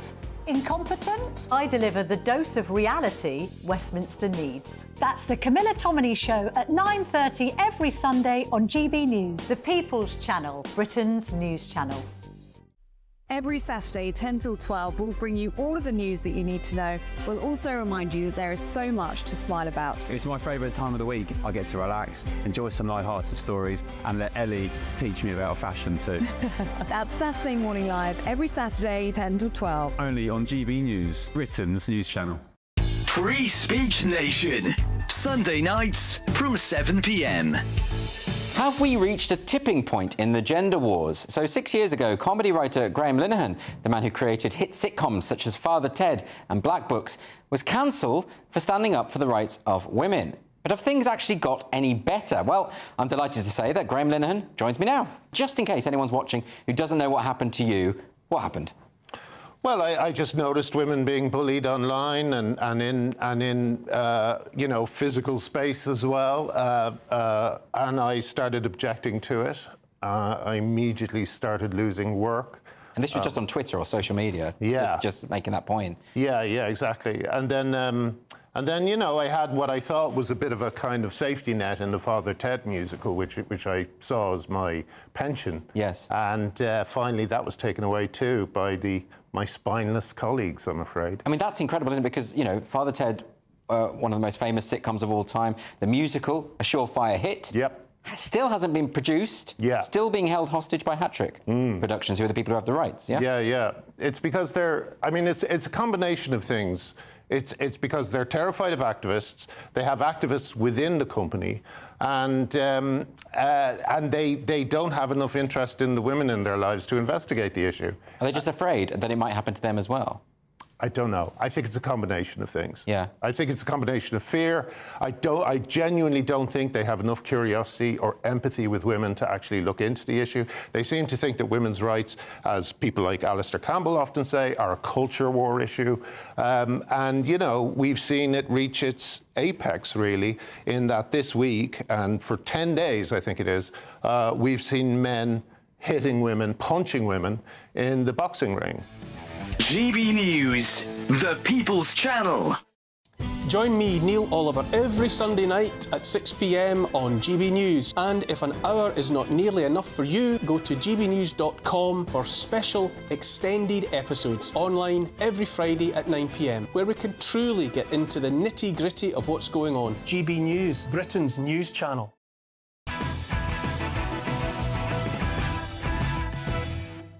Welcome back to Patrick Christys Tonight. Now, tomorrow's front pages are on the way. I must say, I've just seen the front of the Daily Mail, and it is absolutely box office, so we'll try and get to that quickly. But first, the government's draconian sentencing for rioters and people who posted online about the riots has sparked fresh prison crisis.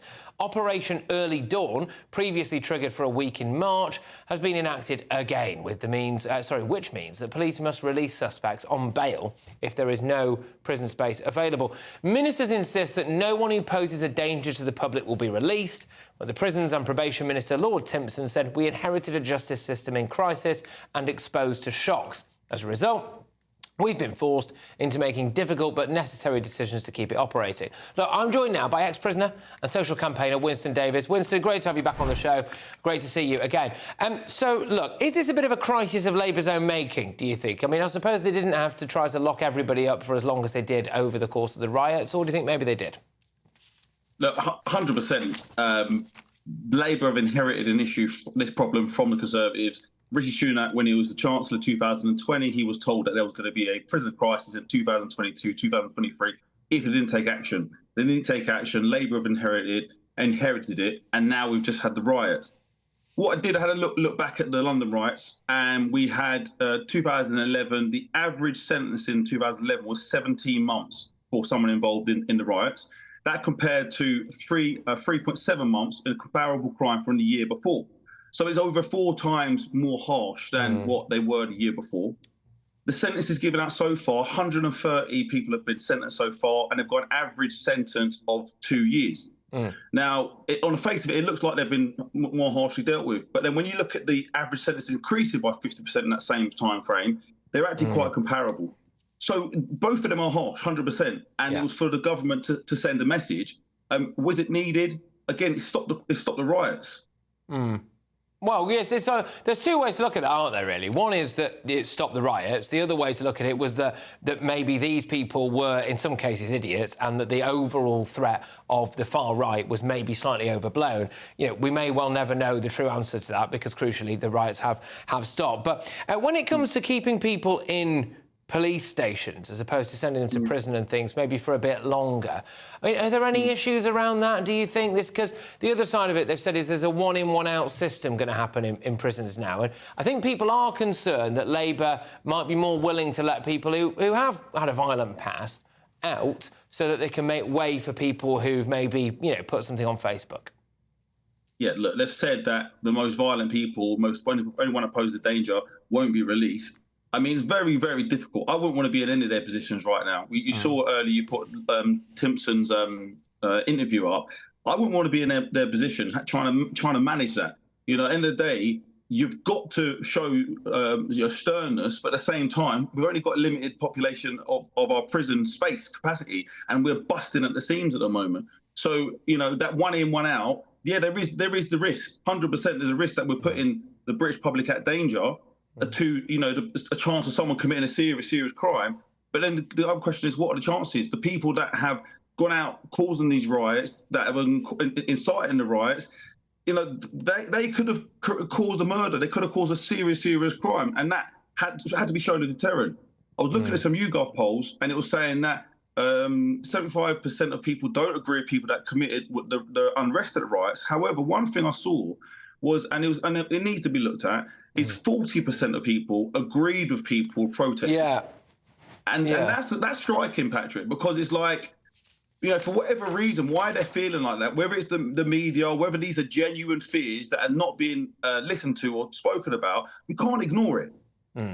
Yeah, no, you can't. I mean, look, I think it's going to be interesting to see what happens. I mean, clearly Labour's intention is to try to free up some prison space, and to, you know, with that, they're prepared to take what they may view as a calculated risk, aren't they, that some people come out. There's an ideological position there as well. I think it's unquestionable that Timpson, and he's put his money where his mouth is with his own business and the things that he's done there. He ideologically does not really think prisons work. Fair enough, but then it'll be interesting to see if anything bad does happen for the people they let out in this versus some of the people they've got in. Just quickly, Winston, if that's all right, do you think it would have been enough of a deterrent to give someone who's got involved in these riots, who doesn't have a criminal record before, so who's never really looked into the white of a judge's eyes before, right, to given them a suspended sentence and said, you have got very lucky here? Do you think that would have been enough of a deterrent? Well, here's the thing. 2019, Ministry of Justice's own report says that shorter prison sentences do not work. So the fact is, the ones that are getting the shorter sentences, no, you know, potentially they shouldn't have been sent to prison. Potentially should have been given a community order, a suspended sentence. But it depends on the severity of it. You know, like I said, if someone's committed a crime that needs to go to prison, 100% they're there. But they've got to listen to their own reports, their own recommendations. OK, Winston, look, thank you, mate. Great to see you again, and take care, all right? It's Winston Davies there, ex-prisoner and social campaigner. Right now, coming up, well, we know that Meghan Markle was mocked, wasn't she, for this comment about her 3-year-old? Part of the role modelling that I certainly try to do as a mother is to encourage our daughter, who at 3, she has found her voice. But I'm about to tell you that there is a much bigger royal story in town, I'm afraid, and it has just landed. It's on the front of tomorrow's Daily Mail, and I will bring that to you in, 2.5 minutes' time, so stay tuned. Hello, very good evening to you. Here's your latest GB News weather update brought to you by the Met Office. Plenty of showers as we go through tomorrow, and some blustery, gusty winds too. But before then, there's a lot of cloud, there's a lot of rain because of a frontal system that's already made its way in from the west. And as we go through the next 12 hours or so, it's going to continue to push east and southeastwards, bringing quite a wet story across many parts of England and Wales for a time, with that rain feeding into the southeast as we go through the early hours of tomorrow morning. Behind it, there there will be some clear skies around, but also some showery bursts, especially across parts of Scotland. Temperatures not dropping a huge amount. In fact, in the southeast, it is going to be another warm night, some places only falling to lows of around 17 or 18 Celsius. As we go through tomorrow morning, though, there will be some hefty rain across the far east of Scotland and the Northern Isles. Also, plenty of showers feeding into western parts of Scotland. In between, something a little bit dry and brighter for some, but also more showers across Northern Ireland, some parts of northern, northwestern England, and in fact, down the western side of England and Wales, there'll be some showers feeding in. Something a little bit drier and sunnier for more central eastern parts of England, although in the far southeast, that front will be lingering here for a time, so a grey, damp start to the day for some before that front clears away by the afternoon. Behind it for many, it is going to be a showery day, and some of those showers will be heavy, and there are some gusty, blustery winds to watch out for too, especially in the northwest, making it feel a little bit cooler for some, but there will also be some sunny spells, and in the east-southeast, in the sunshine, feeling quite warm with temperatures in the low to mid-20s. Wednesday gets off to a fine start for many of us, but some very wet and windy weather is going to feed in from the northwest as we go through the day, particularly affecting Scotland and perhaps Northern Ireland too. Now, the rain is going to be quite heavy and will last as we go into Thursday, and it's all due to the remnants of what was Hurricane Ernesto, the other side of the Atlantic. I'll see you again soon. Bye-bye.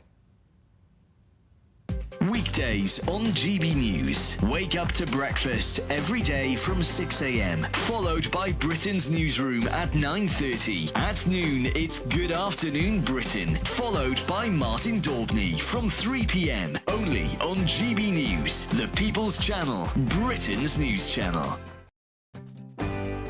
I'm Nana Acquia. This is GB News, Britain's news channel.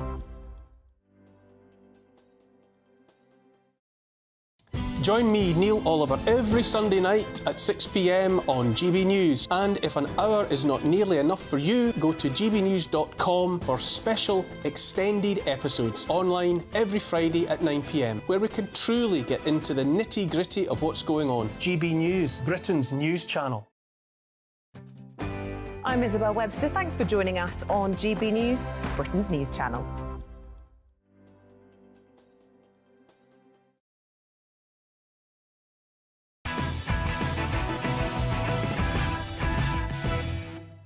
Welcome back to Patrick Christys tonight. It's time to bring you the very first look at tomorrow's front pages, and there are a couple of, well, very revealing ones. We will start with the Metro. Storm sinks £14 million boat off the coast of Sicily. This is the tycoon missing in yacht horror. There is another story coming out about this of the young mother who held her baby above her head for an hour in the water.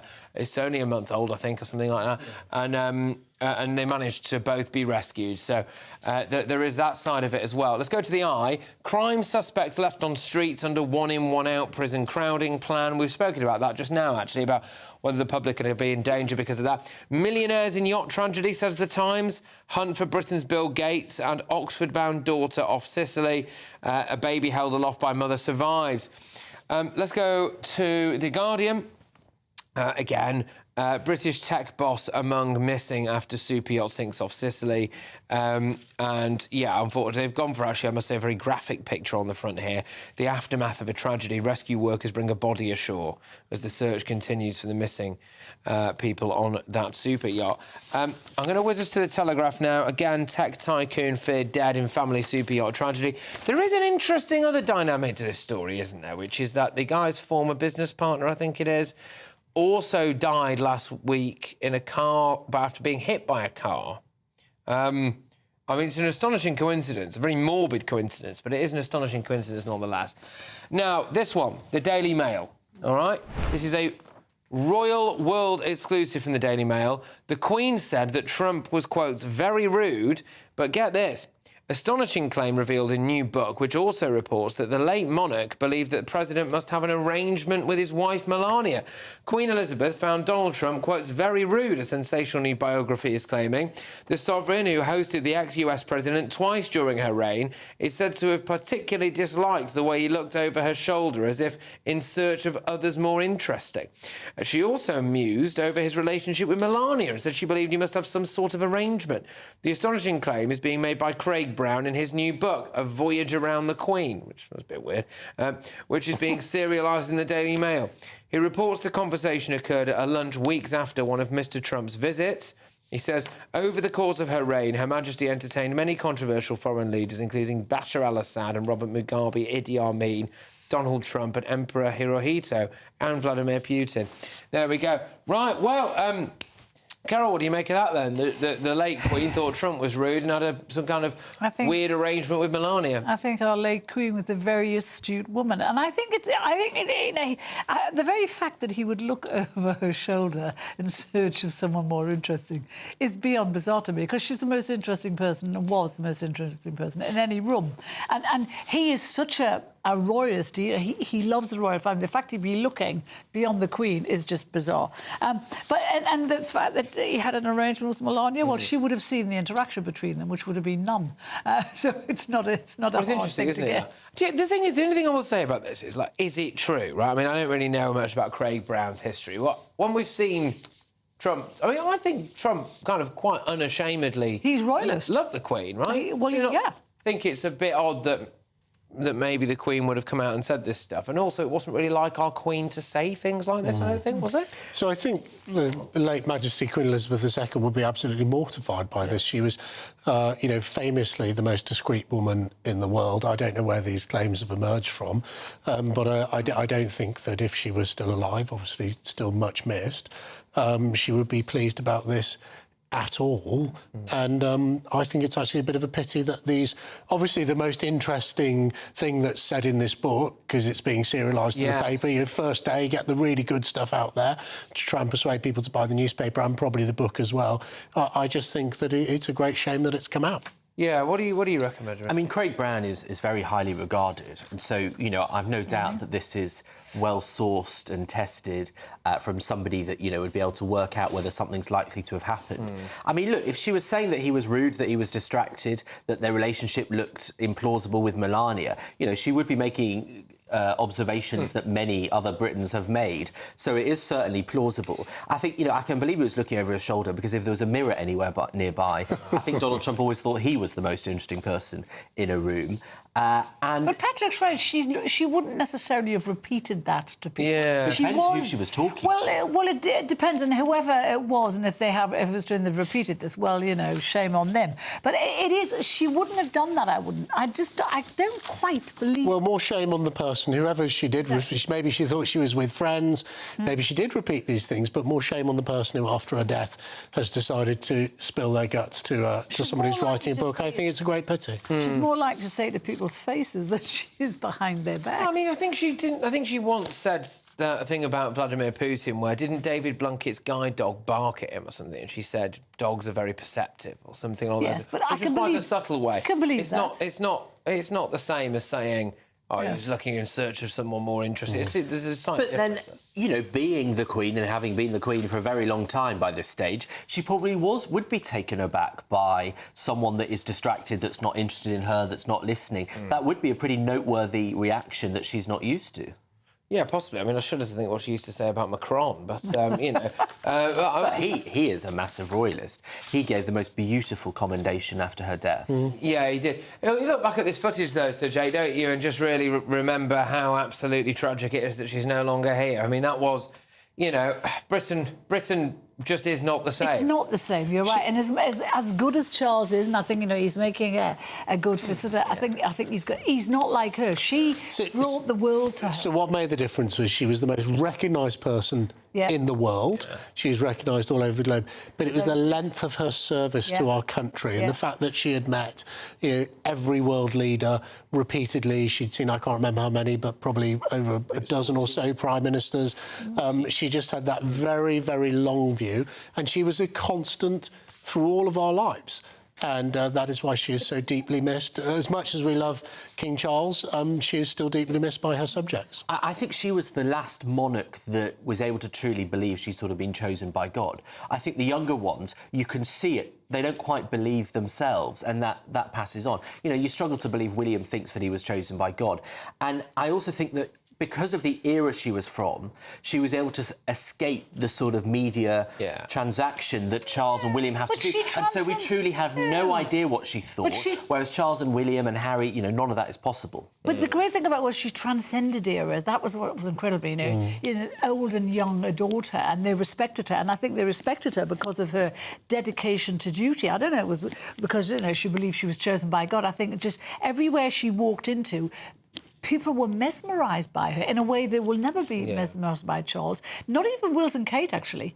You know, when you have, you know, 70 years of service behind you and her reputation, never, ever a moment's controversy in her life, that's why people respect you. And no one can build that up again in the royal family, no one. And the reason this Daily Mail front page is so remarkable is because her discretion was her superpower. Well, that's it, isn't it? Yeah. And it's, yeah, exactly. I mean, there was, as you made the point, though, Joe, didn't you? You know, that, look, this could well be the most sensational. Like, the Daily Mail are serialising this.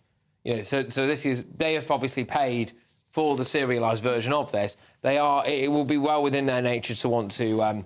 And now you don't have to rush on by the paper because you can watch this show and hear all about it. Well, that is it. Indeed. All right. Well, look, that is probably the most shocking of the front pages in a salacious sense. Anyway, of course, all the other stories really on the front pages are about this tech tycoon, sadly feared dead in family super yacht tragedy. This is Mike Lynch, who's among, they say, has 6 people still missing, apparently, as it currently stands on the super yacht. Can I just say with this, quickly, how just fundamentally, thoroughly unusual this story seems to be. I mean, a hurricane off the coast of Sicily that's hit this boat seemingly directly. I think it was technically a tornado, and it's linked to the very, very hot weather they've been having there. There's a bit of speculation about what may have caused this. There's speculation that the yacht, which I think its mast was over 50 metres, was struck by lightning. Obviously, it's an aluminium mast. It really conducts electricity. There's also speculation that it was hit by a water pipe, whipped up by a typhoon, which overwhelmed the yacht. It's extraordinary weather that's been created by this very, very hot spell that they're having off the coast. What an unlikely way for anything to happen to you, in a sense. Yes. I mean, this, you know, who knows if he's still with us, it's going to emerge, but he'd just finished a 12-year legal battle in the US. He'd been sent there in cuffs and he'd been freed. He'd given an extensive interview to The Times only last month about regaining his freedom and his voice. And now tragedy potentially strikes his former business partner him and his killed business in a car accident, which, you know, is a remarkably morbid coincidence, isn't it? But, coming up. What happens next here? Does Hayden Wild have something to give back? He looks behind. Yes, but before that, I've got a few more front pages for you, so stay tuned.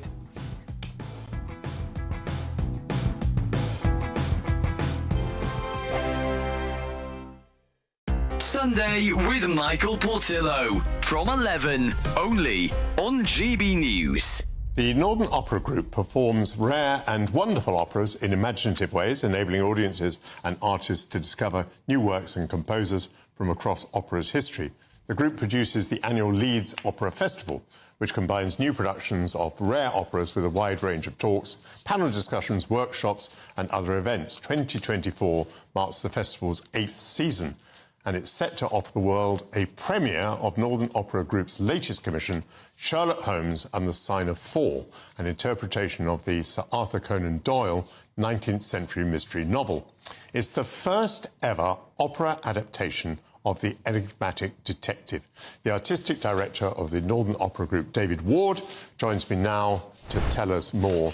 David, welcome to GB News. If this is the first time that Sherlock Holmes has been translated into opera, I'm imagining that may mean that it's quite difficult to do. Is that so? It's certainly a creative challenge, yes, and we knew that when we started on the project. I mean, as you'll know, opera traditionally has been slower-paced stories, ones that relied on less kind of narrative drive and action. So our first challenge was actually how do we translate this kind of story into opera? So it's been about looking at that musical language we use, the theatrical language, and I very much hope that we have been able to find a solution to do that. Well, it first started in 2020 when we all had a lot of time on our hands, and I finally picked up the Sherlock Holmes novels to have a read. And as I was reading them, it just struck me that these could make a fantastic opera, as well as those great theatrical set pieces. You've also got a wonderful kind of cast of characters that you could have on stage. I also got really interested in this idea of how do you use music to show Sherlock's internal world. GB News, the People's Channel.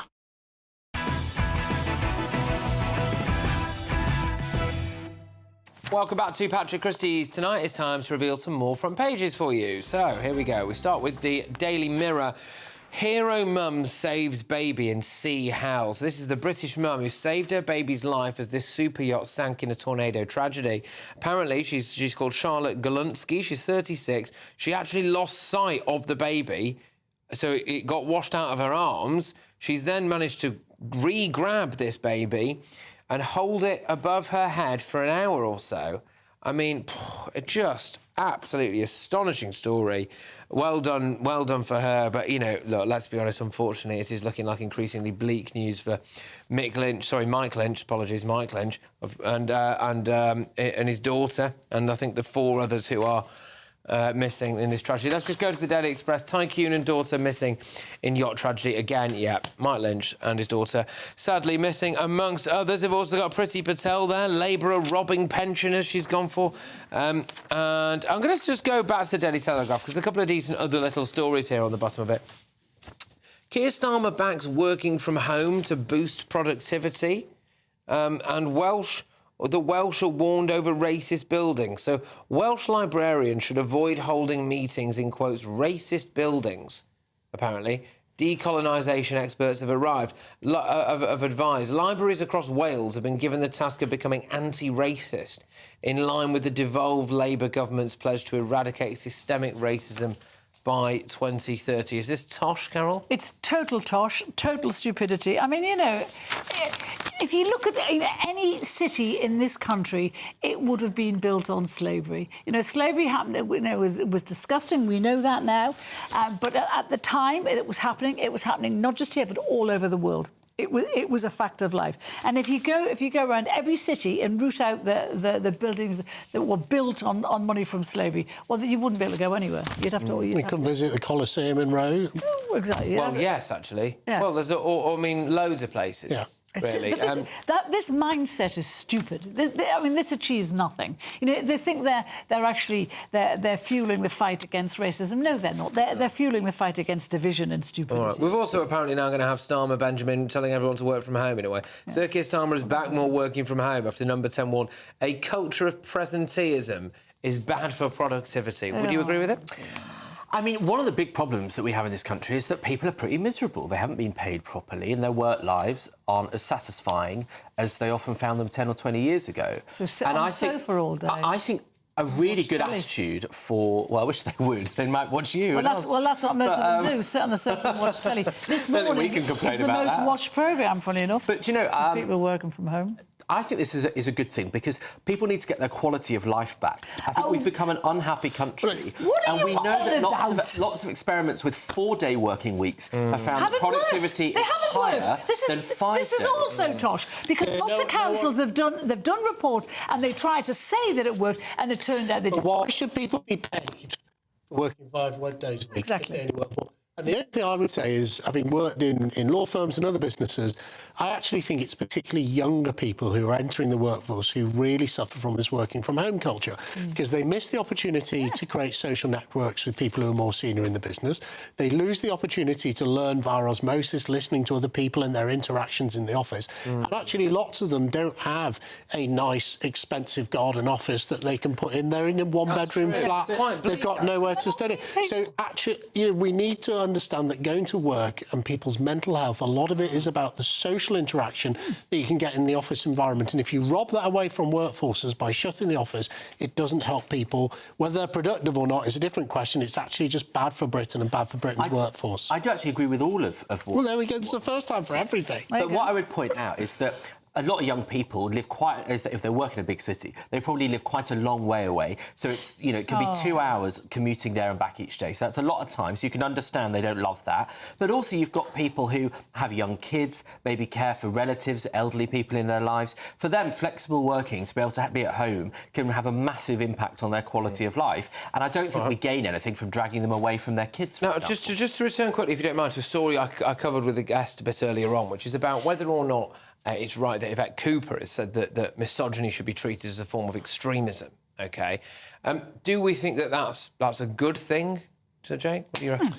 Well, I think it's very dangerous. Misogyny is an appalling worldview and viewpoint, and nothing that anyone with a brain should ever agree with. But if you start designating people who you disagree with as terrorists, or that viewpoint represents terrorism, it's very, very dangerous, and it's not right. We all know what terrorism looks like. It's the campaign by the IRA and, you know, Irish Republicans in the 1980s, the appalling terrorism attack we've seen in Manchester at the Ariana Grande concert. It is not the same thing, people saying vile and horrible things about women. That is appalling, but it's not terrorism. No, I mean, this is it. So, I mean, they're doing a lot of leaning on this terrorism stuff, Benjamin. So they want to smash the gangs by using counter-terror laws. I think some of the things that we've seen with the protests, etc., again, using the terror laws there. Yeah. Now there's talk of misogyny, you know, we're going to use it as basically a terrorism and extremism law. I mean, you know, in Starmer's Britain, is everyone who doesn't agree with them a terrorist?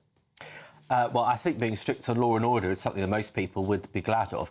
I don't really understand why they would want to use or apply the rules around terrorism, because that's the most extreme form, and I think it maybe is a bit inappropriate. But the idea that you should include misogyny among things like racist and homophobic hate crimes, I think is right. That is right, but it's not terrorism. It's a toxic thing, and it is used. I wonder if it demeans terrorism, though. This is the thing. Sorry, well, it certainly demeans women. I do understand, but I think the idea of it dilutes is the best word I should have put. If it dilutes terrorism, we all know what terrorism looks like. It looks like the top of a bus being blown off on 7/7. It looks like the tube strikes. It looks like the Westminster Bridge. That's terrorism, right? It's not Andrew Tate's or even. I mean, even so, I don't know, is it, terrorism, some bloke down the pub saying that, making a lazy joke about, his wife will have dinner on the table for him when he gets home, is that kind of stuff? Is that really terrorism? I just think it's really odd. Men are always talking about what's good for women. It's none of you three would ever know what misogyny looks like or feels like. But the bottom line is, most women can handle it. It's stupid men who I get it all the time. And it's just stupid men who can think, if they can't pull your arguments down, like when we talk, they'll say something about the way you look, the way you are, about the fact you're a woman, the fact you're old, you're fat, you're whatever. That's what blokes do all the time. And they're stupid blokes. And I think most women recognise that. You don't need a terrorist law. We don't need a... Yeah, but if being a stupid bloke made you a terrorist, then I think that's 51% of the population. It's not terrorism. It's stupid, Neanderthal blokes who have a certain worldview of women, which is the wrong view, obviously. Yeah. But they're not terrorists. They're just idiots. Right, well, we'll have to see how Yvette Cooper cracks on with that, of course. But right now, I want you to try to tell me, please, what is wrong with this celebration from Team GB's gold medal-winning triathlete, Alex Yee? Alex Yee, they're both running sub 3-minute kilometres easily. Has Alex Yee got it back? He hits the front again now. Has Wild got something to give back? I don't think he does. The kick comes again, just as it did in Paris. It's going to happen again on the black carpet here in Boston. Does Hayden Wild have something to give back? He looks behind. Alex Yee's not going to be comfortable, but he is going to be the winner. And he claims it again. And Hayden Wild does not like that. He did not like that. Why not like that? He did not like that, apparently. So Yee beat that same opponent in similar fashion at the Paris Olympics just a few weeks ago. So no wonder that opponent was fed up. I don't know if I mind a bit of that. I don't know. Does anyone think that was... He just looked like an idiot. Look at him. He looks like a truculent baby. What, the guy who's complaining about Yee? Well, this one. Yee. That's Yee. The guy for folding his eyes. I probably thought it was cool. There are not many triathletes that you look at and go, gosh, you're cool. I mean, we probably wouldn't have heard of him. I mean, that wasn't cool. That was just... Well, he did win an Olympic gold medal as well. So he probably would have heard it. As my old mum would say, there is only one thing worse than a bad loser, and that's a bad winner. OK. And I think you've got to be, you've got to be a good winner. We're about to find out who's a winner on this, because we're going to have to rattle through this. But can I please quite quickly have your greatest Britain? Right, this is a bit off-piece, Jeremy Clarkson. His hit show, Clarkson's Farm, has showed us all the hard graft that the farmers put in to bring us our food. But the great advantage now is that students applying to do agriculture degrees and to work in farming has gone up by 20% in the last 3 years, which is incredible. Lovely stuff. Mine is Paul Spires, a street cleaner who the local residents got together to fund him finally going on holiday, and then the council tried to block it. The local MP, Liam Conlon from earlier, stepped in and managed to get a big company to give him the free holiday, and he's finally enjoyed it. Best of British. All right, go. Cash for holidays. My hero of the week is Hedgie Harry, who is a young man, I think he's 8 or 9 years old, who is cycling 2,000 miles across the UK to raise money to look after hedgehogs at the Tiggy Winkles Wildlife Hospital. Tiggy Winkles Wildlife Hospital. Right, lovely stuff. Today's greatest Britain is Jeremy Clarkson. Oh, good. Yeah. Now, we have 1 minute left on the show. OK. So It's the Royal Ligger that is Prince Andrew. He's consistently refused to get out of Royal Lodge. Charles has finally found a way to kick him out. He's just getting rid of his 10-strong security guard. So now he's going to have to move probably into a £3 or £4 million cottage Frogmore estate. It's not hard. My Union Jackass is the trolls that attacked Jay Slater. His mum has spoken to The Sun yesterday and today. You know, as if it's bad enough losing your son tragically. She's been abused endlessly online, and those people are sick. Very, very good. So for the 10th and final time, Liam Conlon, who has been involved, Sue Gray's son, who's been involved in a scandal of allegedly taking money from a union, where he did take the money, but then being involved in the pay negotiations, allegedly. I will reiterate, Labour deny any kind of wrongdoing here, and to accuse them of any of that would be bang out of order. Today's winner of the Union Jackass is Liam Conlon, Sue Gray's son. Right. And I won last week, but it was we're cut off. off. Thank you. And thank you to everybody. It's Headliners next. Mwah. In a bit. A brighter outlook with Box Solar, sponsors of weather on GB News. Hello, very good evening to you. Here's your latest GB News weather update brought to you by the Met Office. Plenty of showers as we go through tomorrow and some blustery, gusty winds too. But before then, there's a lot of cloud, there's a lot of rain because of a frontal system that's